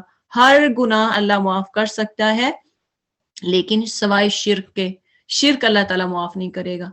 وہ لوگ تھے جن کو ہم نے کتاب اور حکم اور نبوت عطا کی تھی، اب اگر یہ لوگ اس کو ماننے سے انکار کرتے ہیں تو پرواہ نہیں، اللہ کو کوئی کیر نہیں ہے۔ اگر کوئی اللہ کے ساتھ شرک کرتا ہے، اگر کوئی کتاب کا انکار کرتا ہے، اگر آپ قرآن نہیں سیکھیں گے، اللہ ڈزنٹ کیئر، کوئی ضرورت نہیں اللہ کو۔ اللہ کو تو فرق ہی نہیں پڑتا آپ سیکھیں یا نہ سیکھیں، ہم نے اپنے لیے سیکھنا ہے۔ ہم نے کچھ اور لوگوں کو یہ نعمت سونپ دی ہے جو اس سے منکر نہیں ہے۔ آپ نہیں سیکھیں گے قرآن، کوئی بات نہیں، اللہ کوئی پرواہ نہیں کرے گا، اللہ اور قوم لے آئے گا، اور لوگوں کو لے آئے گا جو آپ کی جگہ پہ دین سیکھیں گے، قرآن کی طرف آئیں گے۔ اے نبی صلی اللہ علیہ وسلم، وہی لوگ اللہ کی طرف سے ہدایت یافتہ تھے، انہی کے راستے پر تم چلو اور کہہ دو کہ میں اس تبلیغ و ہدایت کے کام پر تم سے کسی اجر کا طالب نہیں ہوں۔ یہ تو ایک عام نصیحت ہے تمام دنیا والوں کے لیے۔ آپ اگر بغیر اجرت کے کام کر رہے ہیں، بغیر فیس کے کام کر رہے ہیں تو الحمدللہ انبیاء کی سنت کو پورا کر رہے ہیں۔ اگر کوئی اجرت لے کے بھی کام کر رہا ہے تو پھر بھی بڑی بات ہے، پھر بھی الحمدللہ کہ ہمیں دین کا کام تو مل رہا ہے، ہمیں سیکھنے کو کچھ مل رہا ہے۔ اگر کوئی بندہ پیسے لے کر آپ کو پڑھاتا ہے تو وہ بھی ٹھیک ہے، اگر آپ کو صحیح پڑھاتا ہے، اگر آپ کو صحیح، ظاہری بات ہے ایک انسان جو ہے وہ کام کرتا ہے، اس نے تن من دھن آپ کو ٹائم دیا، آپ کو اپنی ہر چیز آپ کو دیا ہے، آپ کا قیمتی ٹائم نکالتے ہیں آپ کے لیے، تو اس کے بدلے میں اگر آپ کسی کو فی دیتے ہیں تو سمجھیں کہ وہ فی ہماری آپ کی ضائع نہیں جائے گی، وہ ایسے ہے جیسے آپ اللہ کے راستے میں خرچ کر رہے ہیں۔ آپ کی اگر آپ کو وہ پالش کر دے، اگر آپ کو وہ اچھا بنا دے، دین کے راستے پہ چلنے والا بنا دے، اس سے بڑھ کر اور کیا ہو سکتا ہے۔ وما قدر اللہ حق قدرہ، ان لوگوں نے اللہ کو بہت غلط اندازہ لگایا، انہوں نے اللہ کی قدر ہی نہیں کی جس طرح اس کے قدر کرنے کا حق تھا۔ کیا ہم نے اللہ کی قدر کی ہے؟ سوچیں، یہ آیت بہت بڑی ہے، یہ ٹکڑا آیت کا، وما قدر اللہ حق قدرہ، جو شرک کرتے ہیں انہوں نے اللہ کی قدر نہیں کی، جو نماز میں ریاکاری کرتے ہیں گویا اللہ کی قدر ہی نہیں کی۔ اللہ کتنی طاقت والا ہے، اللہ کتنی بلند ذات ہے۔ اذ قالوا ما انزل اللہ علی بشر من شیء، جب کہا کہ اللہ نے کسی بشر پر کچھ نازل نہیں کیا، ان سے پوچھو پھر وہ کتاب جسے موسیٰ لایا تھا، جو تمام انسانوں کے لیے روشنی اور ہدایت تھی، جسے تم پارا پارا کر کے رکھتے ہو، کچھ دکھاتے ہو اور کچھ چھپاتے ہو۔ دیکھیں کہ قرآن کا کچھ حکم ہم اس کو فالو کرتے ہیں، مان لیتے ہیں، لیکن کچھ حکم جو ہمارے لیے برا، ہمیں لگتا ہے کہ یہ ہم اس پہ عمل نہیں کر سکتے، یہ تو میرے لیے بہت بڑی مشکل ہے۔ نماز پڑھ لی، ٹھیک ہے اللہ کا حکم ہے، زکوٰۃ دے دی، ٹھیک ہے اللہ کا حکم ہے، لیکن باقی کیا ہم شریعت کو اپنا رہے ہیں؟ پردے کا جہاں پہ حکم آتا ہے کہ ہم پردے کی آیات کو لیتے ہیں؟ نہیں، مشکل ہے، گرمی لگتی ہے، میرا بلڈ پریشر ہائی ہو جاتا ہے، لو ہو جاتا ہے، میرے سے سانس نہیں لیا جاتا، آکسیجن ختم ہو جاتی، یہ کیا ہم کچھ قرآن کے حصے کو لیتے ہیں کچھ نہیں لیتے؟ کیا یہ ہمارے لیے نہیں ہے کہ تم جس سے تم پارا پارا کر کے رکھتے ہو، یعنی کچھ دکھاتے ہو اور بہت کچھ چھپاتے ہو؟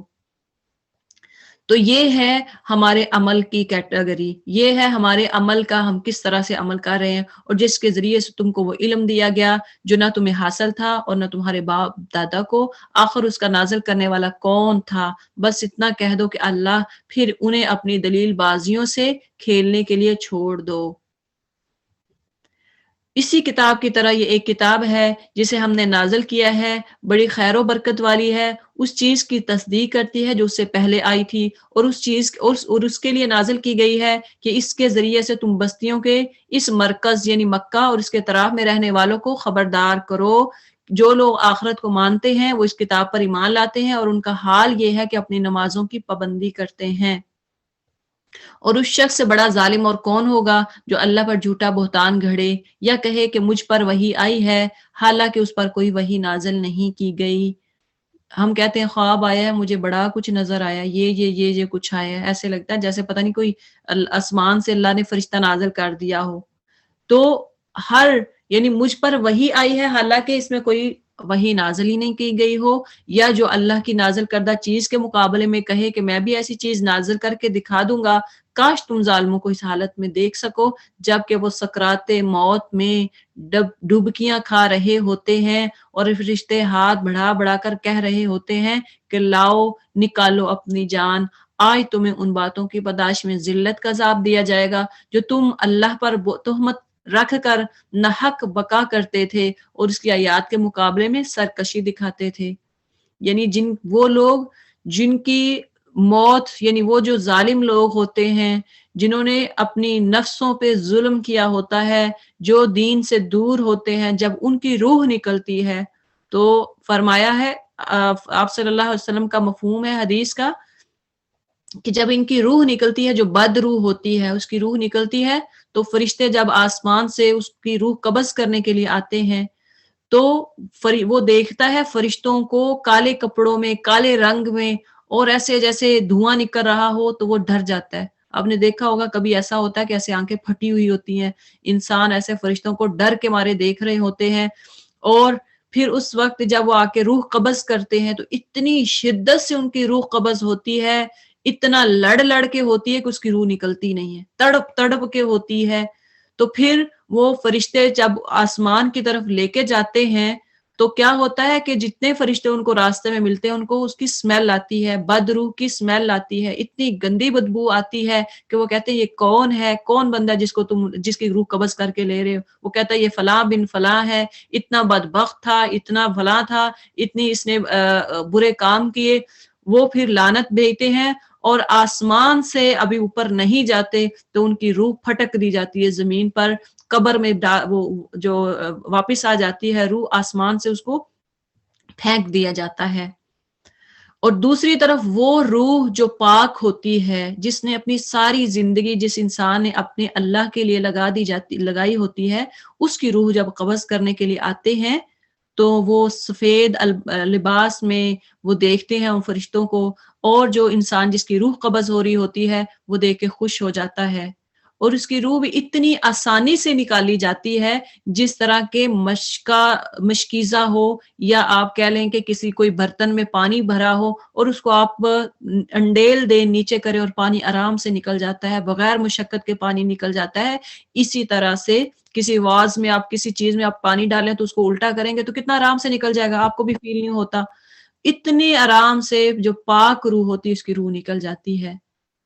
تو وہ جب آسمان کی طرف لے کے جاتے ہیں تو سلام سلام، اللہ تعالیٰ سلام، فرشتے سلام پیش کرتے ہیں، اور آسمانوں پہ لے کے جاتے ہیں تو وہاں بھی سلام پیش کیا جاتا ہے، اور اللہ تعالیٰ کہتے ہیں اب ایسے اس کو سلا دو، نم نم کا نومت العروس، اب اس کو قبر میں واپس بھیج دو کیونکہ وہاں پہ حساب و کتاب ہونا ہے، اور حساب و کتاب کے بعد جب فرشتے حساب کتاب ہو جاتا ہے، من ربو کا، من نبیو کا، من دینو کا، تیرا رب کون تھا، تیرا دین کیا ہے، اور تیرا نبی کون ہے، تو وہ ان کے سارے جواب دے دیتے ہیں، تو پھر اس کے بعد فرشتے کہتے ہیں نم نم کا نومت العروس، آج ایسے سو جا جیسے پہلے دن کی دھولن سوتی ہے، جس کو کوئی فکر نہیں ہوتی کہ میں نے صبح اٹھنا ہے، میں نے صبح کہیں جانا ہے، یا میں نے صبح اٹھ کے ناشتہ بنانا ہے۔ کبھی کسی پہلے دن کی دلہن کو پرواہ ہوتی ہے؟ نہیں ہوتی۔ اس طرح سے اس آدمی کو سلا دیا جاتا ہے۔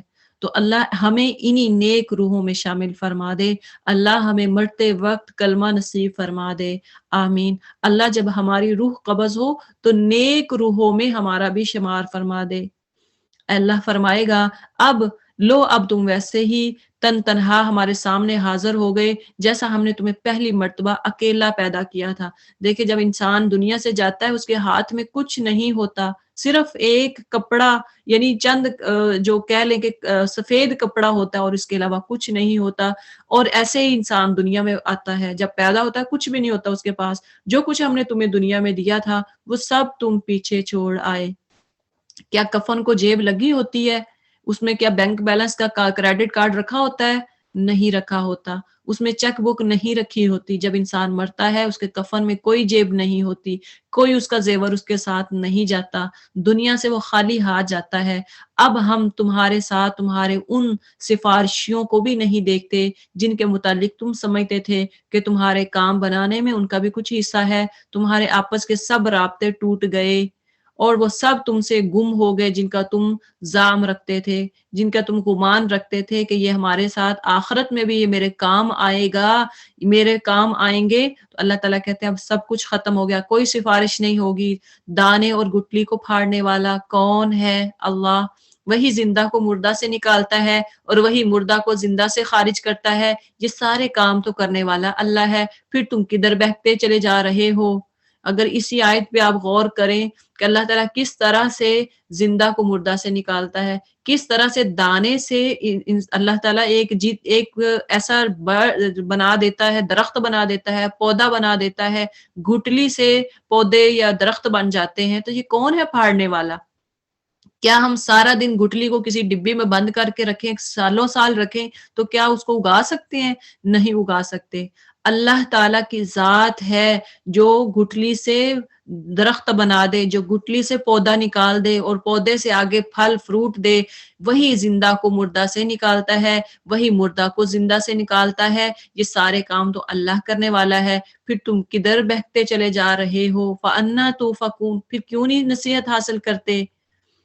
پردہ شب کو چاک کر کے وہی صبح نکالتا ہے، یعنی رات جب ہوتی ہے اندھیرا ہوتا ہے تو اس کو چاک کر کے وہی صبح نکالتا ہے۔ اسی نے رات کو سکون کا وقت بنایا، اسی نے چاند اور سورج کو طلوع و غروب کا حساب مقرر کیا۔ یہ سب اسی زبردست قدرت اور علم رکھنے والے کے ٹھہرائے ہوئے اندازے ہیں۔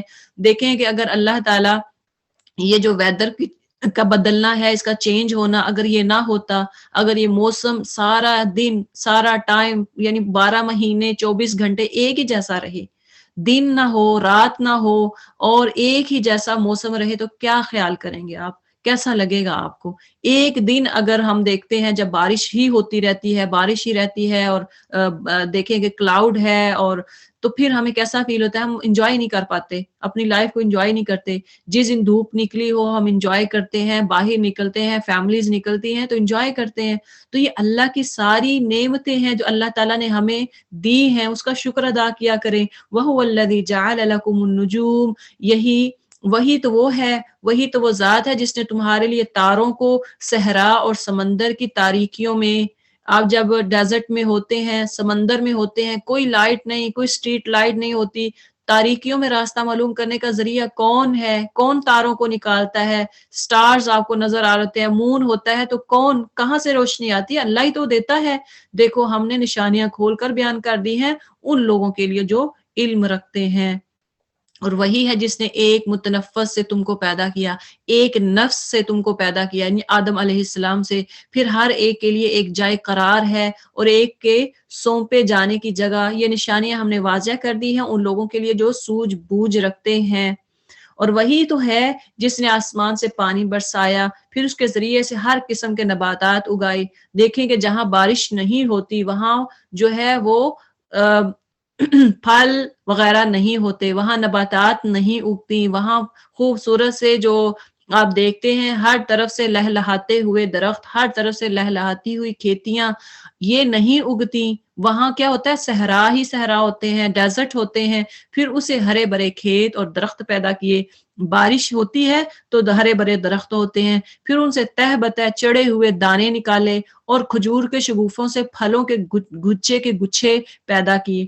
دیکھیں گے اللہ کی قدرت، انار آپ کے سامنے، کس طرح سے انار کی شکل دیکھیں کاٹا جاتا ہے، کس طرح سے اس کے بلاکس بنے ہوتے ہیں، ہر دانہ اپنے اپنے بلاک میں ہوتا ہے۔ یہ کس کی نشانی ہے؟ یہ کون ہے جو پیدا کرنے؟ کیا ہم اس کو ایک دفعہ آپ نکال کے اس کو دوبارہ بنانے کی کوشش کریں کہ میں کوشش کرتی ہوں کہ میں اس کو اس کی جگہ پہ رکھوں؟ کیا ہم رکھ سکتے ہیں؟ ایک ایک دانے کو اس کے بلاک میں رکھ سکتے ہیں؟ نہیں رکھ سکتے۔ کھجور کے شگوفوں سے، کھجور کے اندر دیکھیں کہ چھوٹی سی ایک چھلکا سا ہوتا ہے، باریک سا پردہ ہوتا ہے، تو وہ کون بنانے والا ہے؟ اللہ کی ذات ہے۔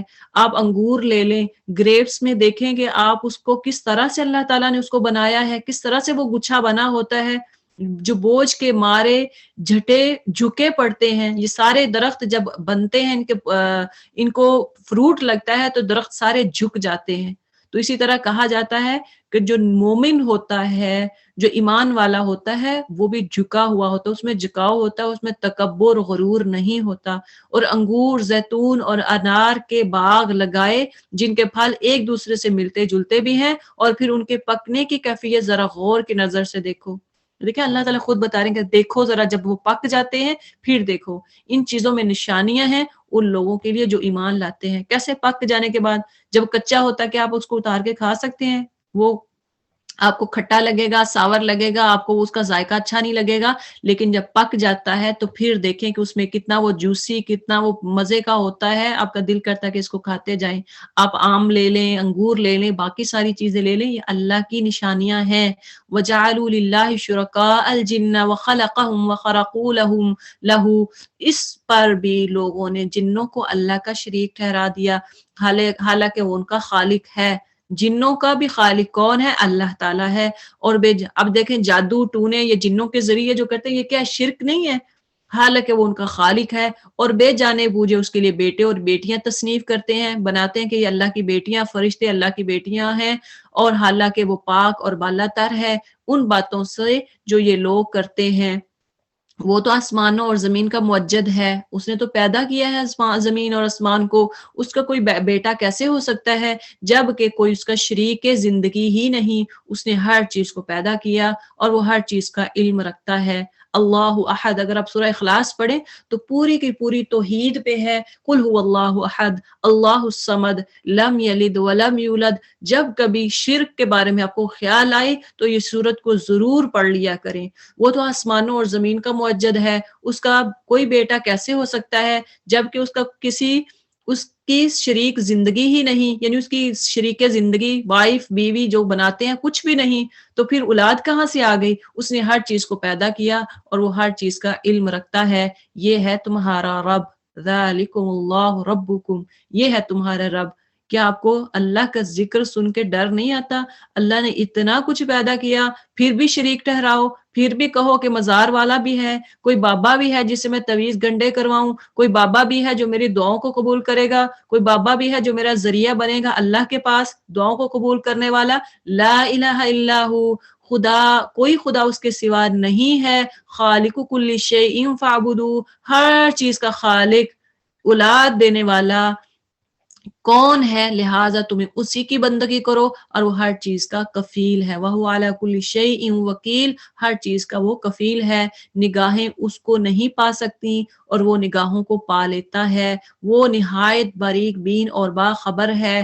دیکھو تمہارے پاس تمہارے رب کی طرف سے بصیرت کی روشنیاں آ گئیں، اب جو بینائی سے کام لے گا اپنا ہی بھلا کرے گا۔ اب آپ کو سب پتہ چل گیا، اب اس کے باوجود بھی کوئی شرک کرتا ہے تو پھر اس کا کام جو ہے، اللہ نے جو نشانیاں بتائی ہیں، تو اگر کوئی اللہ کو مان لیتا ہے تو اپنا بھلا کرے گا، اور جو اندھا بنے گا، جو جانتے بوجھتے پھر بھی اب اللہ کے ساتھ شریک ٹھہرائے گا، خود نقصان اٹھائے گا۔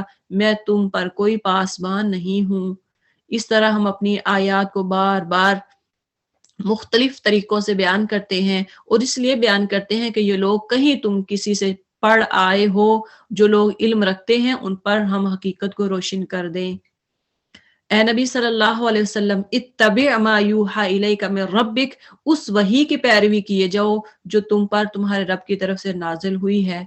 یہ ہمارے لیے بھی ہے، اتبع یعنی ہم پیروی کریں جو اللہ نے نازل کیا ہے، وہ میرے لیے بھی حکم ہے کہ اس پر اتباع کریں، اس کی پیروی کریں، اس کو فالو کریں. لا الہ الا ہو، کیونکہ اس ایک رب کے سوا کوئی اور خدا نہیں ہے. وَأَعْرِضْ عَنِ الْمُشْرِكِينَ، اور ان مشرکین کے پیچھے نہ پڑو، سٹیٹس کانشیس نہ بنو. اگر اللہ کی مشیت ہوتی تو وہ خود ایسا بندوبست کر سکتا تھا کہ یہ لوگ شرک نہ کرتے.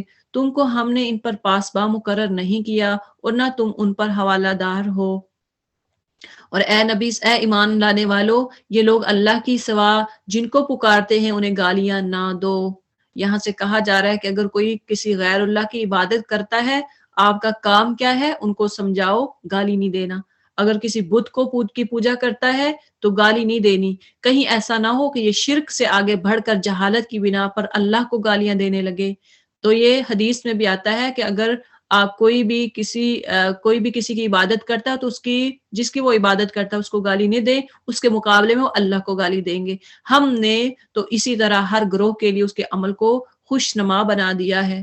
وہ لگتا ہے ان کو کہ اگر کوئی دیوی ہے، دیوتا ہے، اس کو پوجا کر رہے ہیں، ان کو لگتا ہے بہت خوشنما ہے، بہت اچھا کام کر رہے ہیں. اللہ کہتے ہیں ہم نے بھی اسی گروہ کو اس کے لیے خوشنما بنا دیا کہ ٹھیک ہے تم صحیح کر رہے ہو. کوئی رسم و رواج کرتا ہے، اس کو لگتا ہے میں صحیح کر رہا ہوں. کوئی بدعات ایجاد کرتا ہے، رجب کے کنڈے، فلاں کے کنڈے، سفر کے کنڈے، کوئی سبیلیں کرتا ہے، اللہ نے خوشنما بنا دیا، کرتے جاؤ کوئی بات نہیں. پھر انہیں اپنے رب ہی کی طرف پلٹ کر آنا ہے، اس وقت وہ انہیں بتائے گا کہ وہ کیا کرتے رہے ہیں. یہ لوگ کڑی کڑی قسمیں کھا کر کہتے ہیں، قسمیں وَاقْسَمُوا بِاللَّهِ جَهْدَ أَيْمَانِهِمْ، جان بوجھ کر قسمیں کھا کر کہتے ہیں اگر کوئی نشانی ہمارے سامنے آ جائے تو ہم اس پر ایمان لے آئیں گے. اے نبی صلی اللہ علیہ وسلم ان سے کہو کہ نشانیاں تو اللہ کے پاس ہیں، اور تمہیں کیسے سمجھایا جائے کہ اگر نشانیاں آ بھی جائیں تو یہ ایمان لانے والے نہیں ہیں. ہم اسی طرح ان کے دلوں اور نگاہوں کو پھیر رہے ہیں جس طرح یہ پہلی مرتبہ اس پر ایمان نہیں لائے تھے. ہم انہیں ان کی سرکشی میں بھٹکنے کے لیے چھوڑ دیتے ہیں. اگر ہم فرشتے بھی ان پر نازل کر دیتے اور مردے ان سے باتیں کرتے اور دنیا بھر کی چیزوں کو ہم ان کی آنکھوں کے سامنے جمع کر دیتے، تب بھی یہ ایمان لانے والے نہ تھے، الا یہ کہ مشیت الہی یہی ہو کہ وہ ایمان لائیں. اگر اللہ چاہتا تو وہ ایمان لے آتے، مگر اکثر لوگ نادانی کی باتیں کرتے ہیں. اور ہم نے تو اسی طرح ہمیشہ شیطان انسانوں اور شیطان جنوں کو ہر نبی کا دشمن بنایا ہے، جو ایک دوسرے پر خوش آئند باتیں دھوکے اور فریب کے طور پر القاء کرتے رہتے ہیں. اب یہاں سے دیکھ لیں کہ شیطان اور جن جو ہے یہ باتیں ایک دوسرے تک پہنچاتے ہیں. آپ اگر کسی کے پاس کوئی جادو وغیرہ جادوگر کے پاس جاتے ہیں، یا وہ آپ کہتے ہیں کہ ہمارے گھر میں نے پایا سوئیں آ گئی، میرے گھر میں خون آ گیا وغیرہ وغیرہ، تو یہ جن اور شیطان ہوتے ہیں جو یہ چیلے ہوتے ہیں جو یہ کرتے ہیں. تو اللہ کے حکم سے ہوتا ہے. اگر تمہارے رب کی مشیت یہ ہوتی کہ وہ ایسا نہ کرے تو وہ کبھی نہیں کر سکتے. تو یہ بھی اللہ کے حکم سے وہ کرتے ہیں. اللہ اگر ان کو روک لے، ان کا بازو پکڑ لے، تو کوئی ہے روکنے والا؟ کوئی ہے وہ کرنے والا؟ نہیں کر سکتے. بس تم انہیں ان کے حال پر چھوڑ دو کہ وہ اپنی افطرا بازیاں کرتے رہیں. اللہ نے ان کو ڈھیل دی ہوئی ہے، جو کرتے ہیں نا کرتے جائیں. تو اب جب جادو ٹونا کوئی ایسا آپ سمجھے کہ ہو رہا ہے یا ہو رہا ہے، اللہ کو زیادہ سے زیادہ یاد کریں، زیادہ سے زیادہ آیت الکرسی پڑھیں. معوذتین آپ صلی اللہ علیہ وسلم سے ثابت ہے، جب آپ صلی اللہ علیہ وسلم پہ جادو ہوا تو فرشتے آئے اور انہوں نے معوذتین سورہ ناس اور سورہ فلق پڑھی تھی. پڑھتے جا رہے تھے، جس طرح پڑھتے جا رہے تھے اسی طرح وہ گیریں جو تھی بالوں کی وہ کھلتی جا رہی تھی. یہ سب کچھ ہم انہیں اس لیے کرنے دیتے ہیں کہ جو لوگ آخرت پر ایمان نہیں رکھتے ان کے دل اس خوشنما دھوکے کی طرف مائل ہوتے ہیں. اگر کوئی جادو کرواتی ہے اور سمجھتی ہے کہ یہ کر کے تو میں اچھا کام کر رہی ہوں، اللہ تعالیٰ نے ڈھیل دی ہے، ٹھیک ہے کوئی نہیں، کرتے رہو، اور وہ اس میں خوش رہتا ہے اور وہ اس سے راضی ہو جائیں اور ان برائیوں کی اکتساب کریں جن کا اکتساب وہ کرنا چاہتے ہیں. پھر جب حال یہ ہے تو کیا میں اللہ کے سوا کوئی اور فیصلہ کرنے والا تلاش کروں، حالانکہ اس نے پوری تفصیل کے ساتھ تمہاری طرف کتاب نازل کر دی ہے. اور جن لوگوں کو ہم نے تم سے پہلے کتاب دی تھی، وہ جانتے ہیں کہ یہ کتاب تمہارے رب ہی کی طرف سے حق کے ساتھ نازل ہوئی ہے، لہٰذا تم شک کرنے والوں میں شامل نہ ہو۔ تمہارے رب کی بات سچائی اور انصاف کے اعتبار سے کامل ہے۔ وَتَمَّتْ كَلِمَةُ رَبِّكَ صِدْقًا وَعَدْلًا، تمہارے رب کی بات سچائی اور انصاف کے اعتبار سے مکمل ہے، کوئی اس کے فرامین کو تبدیل کرنے والا نہیں ہے، اور وہ سب کچھ سنتا اور جانتا ہے۔ اے نبی صلی اللہ علیہ وسلم، اگر تم ان لوگوں کی اکثریت کے کہنے پر چلو جو زمین میں بستے ہیں تو وہ تمہیں اللہ کے راستے سے بھٹکا دیں گے، وہ تو محض گمان پر چلتے اور قیاس آرائیاں کرتے ہیں۔ یعنی اگر آپ اکثریت کو دیکھتے ہیں تو وہی بات کہ میجورٹی از ناٹ اتھارٹی، اگر آپ اس بات کو لیتے ہیں کہ زیادہ لوگ جو ہیں جس راستے پہ چل رہے ہیں وہ ٹھیک ہے، تو یہ غلط ہے۔ آپ کو وہ بھٹکا دیں گے، آپ کو سیدھے راستے سے، جو راستہ جو سیدھا ہے، اسٹریٹ پاتھ ہے، اسے وہ آپ کو گمراہ کر دیں گے۔ سارے لوگ آپ دیکھیں گے، سارے لوگ غلط راستے پہ چل رہے ہیں تو آپ یہ نہ سمجھیں کہ وہ صحیح جگہ پہ جا رہے ہیں، وہ تو محض گمان پر چلتے ہیں اور قیاس آرائیاں کرتے ہیں۔ در حقیقت تمہارا رب زیادہ بہتر جانتا ہے کہ کون اس کے راستے سے ہٹا ہوا ہے اور کون سیدھی راہ پہ ہے۔ پھر اگر تم لوگ اللہ کی آیات پر ایمان رکھتے ہو تو جس جانور پر اللہ کا نام لیا گیا ہو اس کا گوشت کھاؤ۔ پھر اگر تم لوگ اللہ کی آیات پر ایمان رکھتے ہو تو جس جانور پر اللہ کا نام لیا گیا ہو اس کا گوشت کھاؤ۔ یعنی ہم نے خود سے ہی جو چیزیں حلال ہیں حرام کر دیں کہ میں گوشت نہیں کھا سکتی، میں چکن نہیں کھا سکتی، تو یہ کیوں نہیں کھا سکتے؟ اگر تو واقعی کوئی بیماری ہے تو الگ بات ہے، لیکن اگر آپ ویسے ہی اسے نفرت کرتے ہیں تو اللہ نے جو حلال کیا اس کو کیوں حرام کرتے ہیں؟ آپ کون ہوتے ہیں کہ جو حلال کو حرام کر دیں؟ آخر کیا وجہ ہے کہ تم وہ چیز نہ کھاؤ جس پر اللہ کا نام لیا گیا ہو؟ حالانکہ جب چیزوں کا استعمال حالت اضطرار کے سوا دوسری تمام حالتوں میں اللہ نے حرام کر دیا ہے، ان کی تفصیل وہ تمہیں بتا چکا ہے۔ یعنی جو تفصیل اللہ نے بتا دی کہ جو چیزیں منع ہیں، جو حرام ہیں، ان کی ایک لسٹ، شارٹ لسٹ بتا دی گئی ہے کہ کیا کیا چیزیں حرام ہیں، ان کے علاوہ جن کی تفصیل سے اللہ نے بتایا کہ حلال چیزیں کون سی ہیں ان کو کھاؤ۔ بکثرت لوگوں کا حال یہ ہے کہ علم کے بغیر محض اپنی خواہشات کی بنا پر گمراہ کن باتیں کرتے ہیں، ان حد سے گزر جانے والوں کو تمہارا رب خوب جانتا ہے۔ تو یہ بھی ایک ایکسٹریم ہوتی ہے کہ جو لوگ کہتے ہیں میں تو میٹ نہیں کھاؤں گی، میں تو فش نہیں کھاؤں گی، میں تو فلاں نہیں کھاؤں گی، تو یہ بھی ایک ایکسٹریم ہے۔ حلال جو اللہ نے کیا ہے اس کو کھائیں۔ اگر صرف آپ ویجیٹیبل کھائیں گے تو کیا ہوگا کہ آپ کے اندر وہ جو پروٹین ہے وہ کہاں سے آئے گی؟ آپ کے بلڈ میں جو ایک طاقت ہوتی ہے، آئرن ہوتا ہے، کیلشیم ہوتا ہے، وہ ختم ہو جائے گا۔ کیسے آئے گا؟ وَذَرُوا ظَاهِرَ الْإِثْمِ وَبَاطِنَهُ، تم کھلے گناہوں سے بھی بچو اور چھپے گناہوں سے بھی۔ جو لوگ گناہ کا اکتساب کرتے ہیں وہ اپنی اس کمائی کا بدلہ پا کر رہیں گے، اور جس جانور کو اللہ کا نام لے کر ذبح نہ کیا گیا ہو اس کا گوشت نہ کھاؤ۔ ہاں یہ حرام ہے کہ اگر جس پر اللہ کا نام نہ لیا گیا ہو، جیسے کہ آپ یہاں پہ رہتے ہیں تو ایسی شاپ ہمیں پتہ ہوتا ہے کہ حلال نہیں ہے، وہاں سے گوشت نہیں لے سکتے، ایسا کرنا فسق ہے۔ شیطان اپنے ساتھیوں کے دلوں میں شکوک و اعتراض القاء کرتے ہیں تاکہ وہ تم سے جھگڑا کریں، لیکن اگر تم نے ان کی اطاعت قبول کر لی تو یقیناً تم مشرک ہو۔ کیا وہ شخص جو پہلے مردہ تھا پھر ہم نے اسے زندگی بخشی اور اس کو وہ روشنی عطا کی جس کے اجالے میں وہ لوگوں کے درمیان زندگی کی راہ طے کرتا ہے، اس شخص کی طرح ہو سکتا ہے جو تاریکیوں میں پڑا ہو اور کسی طرح ان سے نہ نکلتا ہو؟ کافروں کے لیے تو اسی طرح ان کے اعمال خوش نما بنا دیے گئے ہیں، اور اسی طرح ہم نے بستی میں اس کے بڑے بڑے مجرموں کو لگا دیا ہے کہ وہاں اپنے مکر و فریب کا جال بچھائیں۔ دراصل وہ اپنے فریب کے جال میں آپ پھنسے ہیں مگر انہیں اس کا شعور نہیں ہے۔ اور اسی طرح جب ان کے سامنے کوئی آیت آتی ہے تو وہ کہتے ہیں ہم نہ مانیں گے جب تک کہ وہ چیز خود ہم کو نہ دی جائے جو اللہ کے رسولوں کو دی گئی ہے۔ اللہ زیادہ بہتر جانتا ہے کہ اپنی پیغمبری کا کام کس سے لے اور کس طرح لے۔ قریب ہے وہ وقت جب یہ مجرم اپنی مکاریوں کی پاداش میں اللہ کے ہاں ذلت اور سخت عذاب سے دوچار ہوں گے۔ پس یہ حقیقت ہے جسے اللہ ہدایت بخشنے کا ارادہ کرتا ہے اس کا دل، اس کا سینہ اسلام کے لیے کھول دیتا ہے۔ فَمَن يُرِدِ اللَّهُ أَن يَهْدِيَهُ يَشْرَحْ صَدْرَهُ لِلْإِسْلَامِ، جسے اللہ ہدایت دینے کا ارادہ کرتا ہے اس کا سینہ اسلام کے لیے کھول دیتا ہے۔ تو اگر آپ کا دل کرتا ہے کہ میں قرآن کی کلاسیں اٹینڈ کروں، میں دین سیکھوں، میں قرآن کو ترجمے اور تفسیر سے پڑھوں، میں اس کی تجوید سیکھوں، تو گویا اللہ نے آپ کا سینہ اسلام کے لیے کھول دیا ہے۔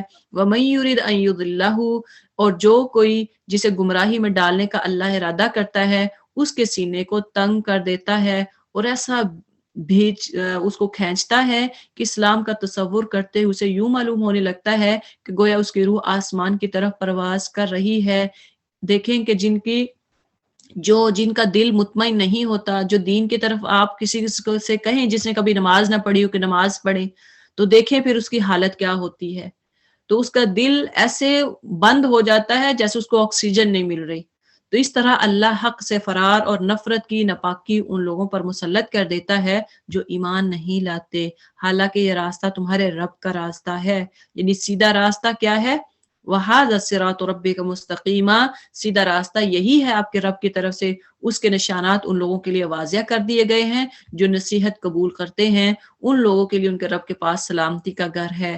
اب جو ہدایت پر چلتے ہیں، جو اللہ کی گائیڈنس پہ عمل کرتے ہیں، لہم دار السلام، ان کے لیے سلامتی کا گھر ہے، پیس فل ہاؤس، سلامتی والا گھر۔ تو دیکھ لیں کہ ہم ہر بندہ چاہتا ہے کہ ہمارے گھر میں امن ہو، ہمارے گھر میں سلامتی ہو۔ تو اللہ کے پاس وہ سلامتی والا گھر ہوگا، وہ ان کا سرپرست ہے اس صحیح طرز عمل کی وجہ سے جو انہوں نے اختیار کیا۔ جس روز اللہ ان سب لوگوں کو گھیر کر جمع کرے گا، اس روز جنوں سے خطاب کر کے فرمائے گا کہ اے گروہ جن، تم نے تو نوع انسانی پر خوب ہاتھ صاف کیا۔ انسانوں میں سے جو ان کی رفیق تھے وہ عرض کریں گے، پروردگار ہم میں سے ہر ایک نے دوسرے کو خوب استعمال کیا۔ یہ جنوں کا جو مزاروں کی بات آتی ہے، جہاں پہ جا کے جادو کرواتے ہیں، کالا جادو، یہ جادو، وہ، یہ سارا قیامت والے دن۔ ابھی تو آپ کو لگتا ہے کہ وہ جو بھی کام کر رہے ہیں، ایک دوسرے کے گھر میں فساد ڈلوانا یا پھر رشتہ داریوں کو ختم کرنا، یہ سارا انسانوں میں سے جو ان کے رفیق تھے، جو لوگ اس کا ذریعہ تھے، جن کے ذریعے جن کام کرتے تھے، وہ عرض کریں گے پروردگار ہم میں سے ہر ایک نے دوسرے کو خوب استعمال کیا ہے۔ یہ دیکھ لیں، یہ میں خود سے نہیں کہہ رہی ہوں، آپ کے سامنے یہ قرآن کی آیت جو ہے سورہ ال انعام کی 128 شیئر ہو رہی ہے۔ وَيَوْمَ يَحْشُرُهُمْ جَمِيعًا، یعنی جس دن ان سب کو جمع کیا جائے گا، یا معاشر الجن، اے جنوں کی جماعت، قد استکثرتم من الانس، یعنی تم نے خوب انسانوں پر ہاتھ صاف کیا۔ وقال اولیاؤہم، ان کے جو اولیاء، جو دوست ہوں گے، جو رفیق ہوں گے، یعنی لوگوں، من الانسی، لوگوں میں سے، ربنا استمتع بعضنا ببعض، وہ کیا کہیں گے؟ ہم میں سے ہر ایک نے ایک دوسرے کو خوب استعمال کیا، ہم نے اچھے طرح اس کو ایک دوسرے کو استعمال کیا۔ وَبَلَغْنَا أَجَلَنَا الَّذِي أَجَّلْتَ لَنَا، اور اب ہم اس وقت پر آ پہنچے جو تو نے ہمارے لیے مقرر کر دیا تھا۔ دنیا میں رہ کے لوگوں کو خوب الو بناتے رہے، خوب ان کو ان سے پیسے بٹورنے کے لیے خوب ان پہ جادو کروایا، ٹونے کروائے، اور ان کو ہم نے اپنے جھانسے میں کہ فلاں نے کیا، فلاں نے کیا۔ قال النار مثواکم خالدین فیہا، اللہ فرمائے گا اچھا اب آگ تمہارا ٹھکانہ ہے، اس میں خالدین فیہا، ہمیشہ اس میں رہو، الا ما شاء اللہ، اور یہاں تک جب تک اللہ چاہے گا۔ ان ربک حکیم علیم، صرف وہی جنہیں اللہ بچانا چاہے گا، بے شک تمہارا رب دانا اور علیم ہے۔ تو یہ آیت شیئر کریں ان لوگوں کو جو جادو ٹونا کرتے ہیں، کرواتے ہیں، جو لوگوں کی زندگیوں کو برباد کرنے کے در پہ ہوتے ہیں، کہ اپنی جو ہے وہ ساس چاہتی ہے بہو کا گھر تباہ ہو جائے، بہو چاہتی ہے ساس کا گھر تباہ ہو جائے، نندے جٹھانیاں درانیاں، یہ ایسا ایک چین بنی ہوئی ہے کہ یہ کسی کو خوش نہیں دیکھنا چاہتے۔ سن لیں یہ آیت، یہ ان کے لیے ہے۔ وَيَوْمَ يَحْشُرُهُمْ جَمِيعًا، جس دن اللہ سب کو جمع کرے گا، پھر یہ حیران ہو جائیں گے۔ اللہ فرمائیں گے کہ خالدین فیہا، اس آگ میں رہو، قال النار مثواکم، یہی تمہارا ٹھکانہ ہے۔ تو اللہ تعالیٰ ہمیں ہدایت دے. اگر زندگی میں کبھی کیا بھول چوک ہو گئی، اللہ معاف فرما لے، اب ہدایت دے دے، اب سیدھے راستے پہ آ جائے. وَكَذَلِكَ نُوَلِّي بَعْضَ الظَّالِمِينَ بَعْضًا بِمَا كَانُوا يَكْسِبُونَ. دیکھو اس طرح ہم آخرت میں ظالموں کو ایک دوسرے کا ساتھی بنائیں گے اس کمائی کی وجہ سے جو وہ دنیا میں ایک دوسرے کے ساتھ مل کر کرتے تھے. واو، دنیا میں رہ کے بہت کمایا. اب دیکھیں کہ یہ بابے فقیر یہ سارے ان کے پاس بہت پیسہ ہوتا ہے، اتنا بٹورتے ہیں. کام والیاں مالکوں کو کہیں گے کہ آپ اتنا اتنا پیسہ فلاں جگہ پہ مجھے پتا ہے جہاں جادو والے ہوتے ہیں، جہاں جادو کرتے ہیں، جہاں پہ ہسبینڈ وائف کے ذریعے وہ ہوتا ہے. وائف چاہتی ہے میرا بندہ میرا بن جائے، ماں کو نہ دیکھے، ماں کے پاس نہ جائے. ماں چاہتی ہے میرا بیٹا بس میرا بیٹا ہی رہے، اپنی اولاد کو اپنی بیوی کو نہ پوچھے. وَكَذَلِكَ نُوَلِّي بَعْضَ الظَّالِمِينَ بَعْضًا. اللہ فرمائیں گے دیکھو اس طرح ہم آخرت میں ظالموں کو ایک دوسرے کا ساتھی بنائیں گے. دنیا میں رہ کے جو انہوں نے آپس میں ظلم کرتے رہے، کرنے والی کروانے والی جو اس میں انوالو رہا اس کمائی کی وجہ سے جو وہ دنیا میں ایک دوسرے کے ساتھ مل کر کرتے تھے، اب دیکھو ان کا حال کیا ہوتا ہے. اس موقع پر اللہ ان سے یہ بھی پوچھے گا، اے گروہ جنوں انس، جن اور انس یعنی انسانوں اور جنوں کے گروہ، کیا تمہارے پاس خود تم ہی میں سے وہ پیغمبر نہیں آئے تھے جو تم کو میری آیات سناتے اور اس دن کے انجام سے ڈراتے تھے؟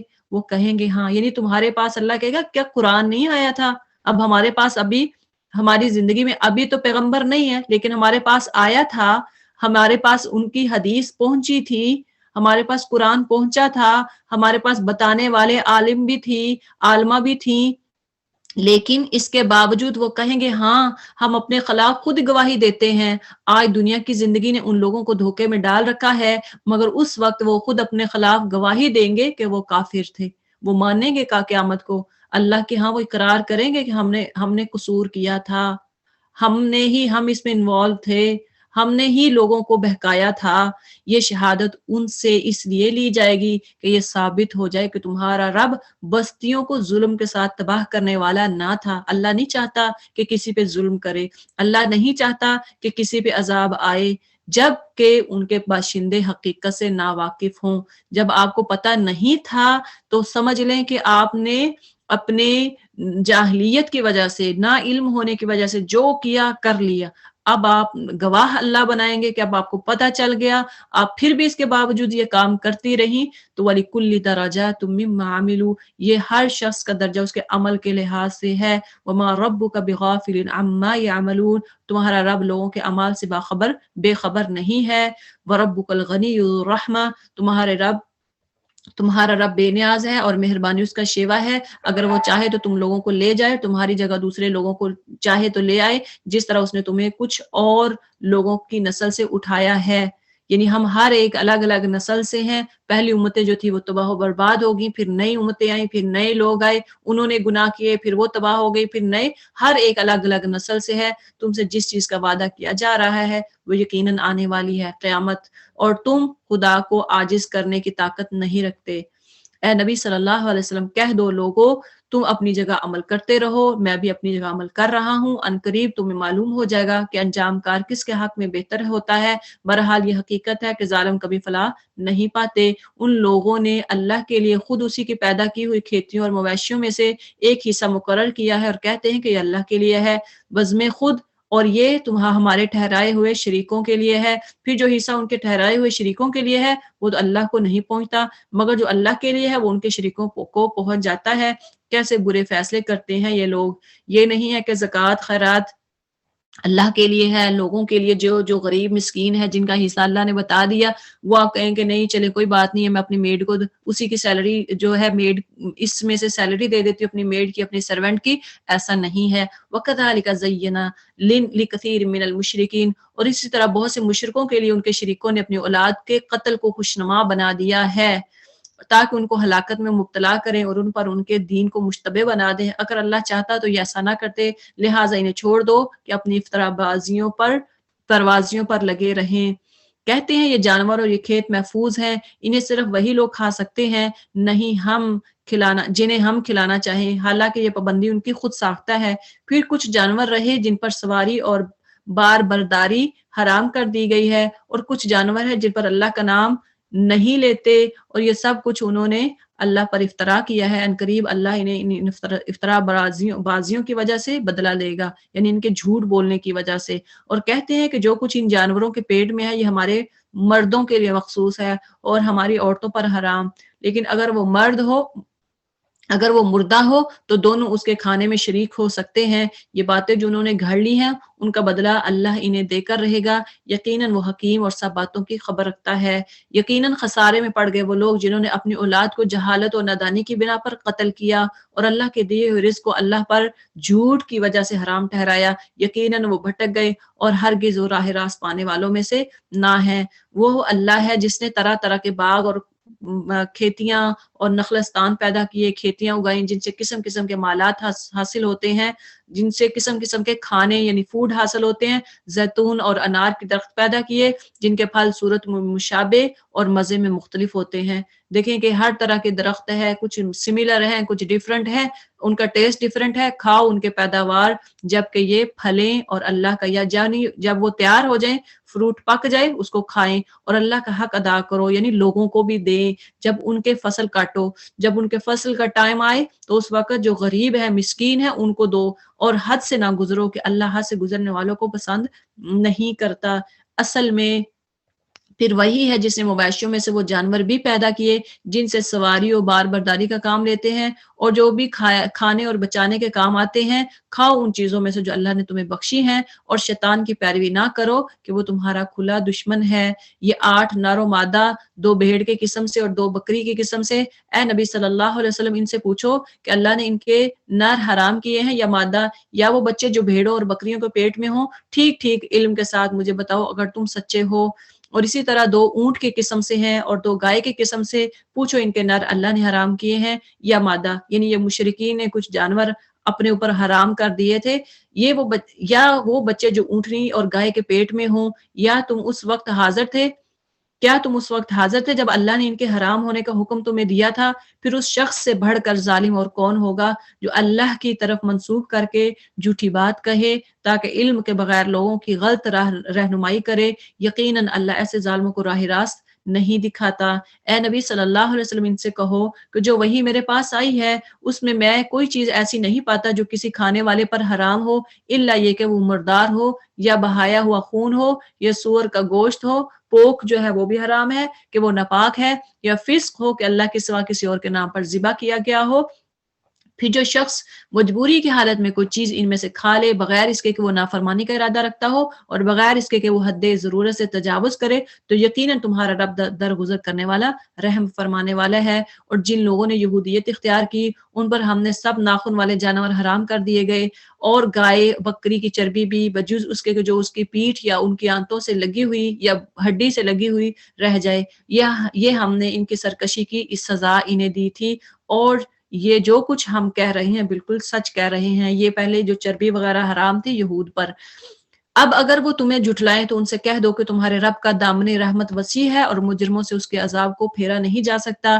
یہ مشرک لوگ تمہاری ان باتوں کے جواب میں ضرور کہیں گے کہ اگر اللہ چاہتا تو نہ ہم شرک کرتے، نہ ہمارے باپ دادا، اور نہ ہم کسی چیز کو حرام ٹھہراتے۔ ایسی ہی باتیں بنا بنا کر ان سے پہلے کے لوگ بھی حق کو جھٹلایا تھا، یہاں تک کہ آخرکار ہمارے عذاب کا مزہ انہوں نے چکھ لیا۔ ان سے کہو کیا تمہارے پاس کوئی علم ہے جسے ہمارے سامنے پیش کر سکو؟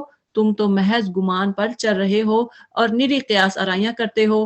پھر کہو تمہاری اس حجت کا مقابلے میں حقیقت رس حجت تو اللہ کے پاس ہے، پر بے شک اگر اللہ چاہتا تو تم سب کو ہدایت دے دیتا۔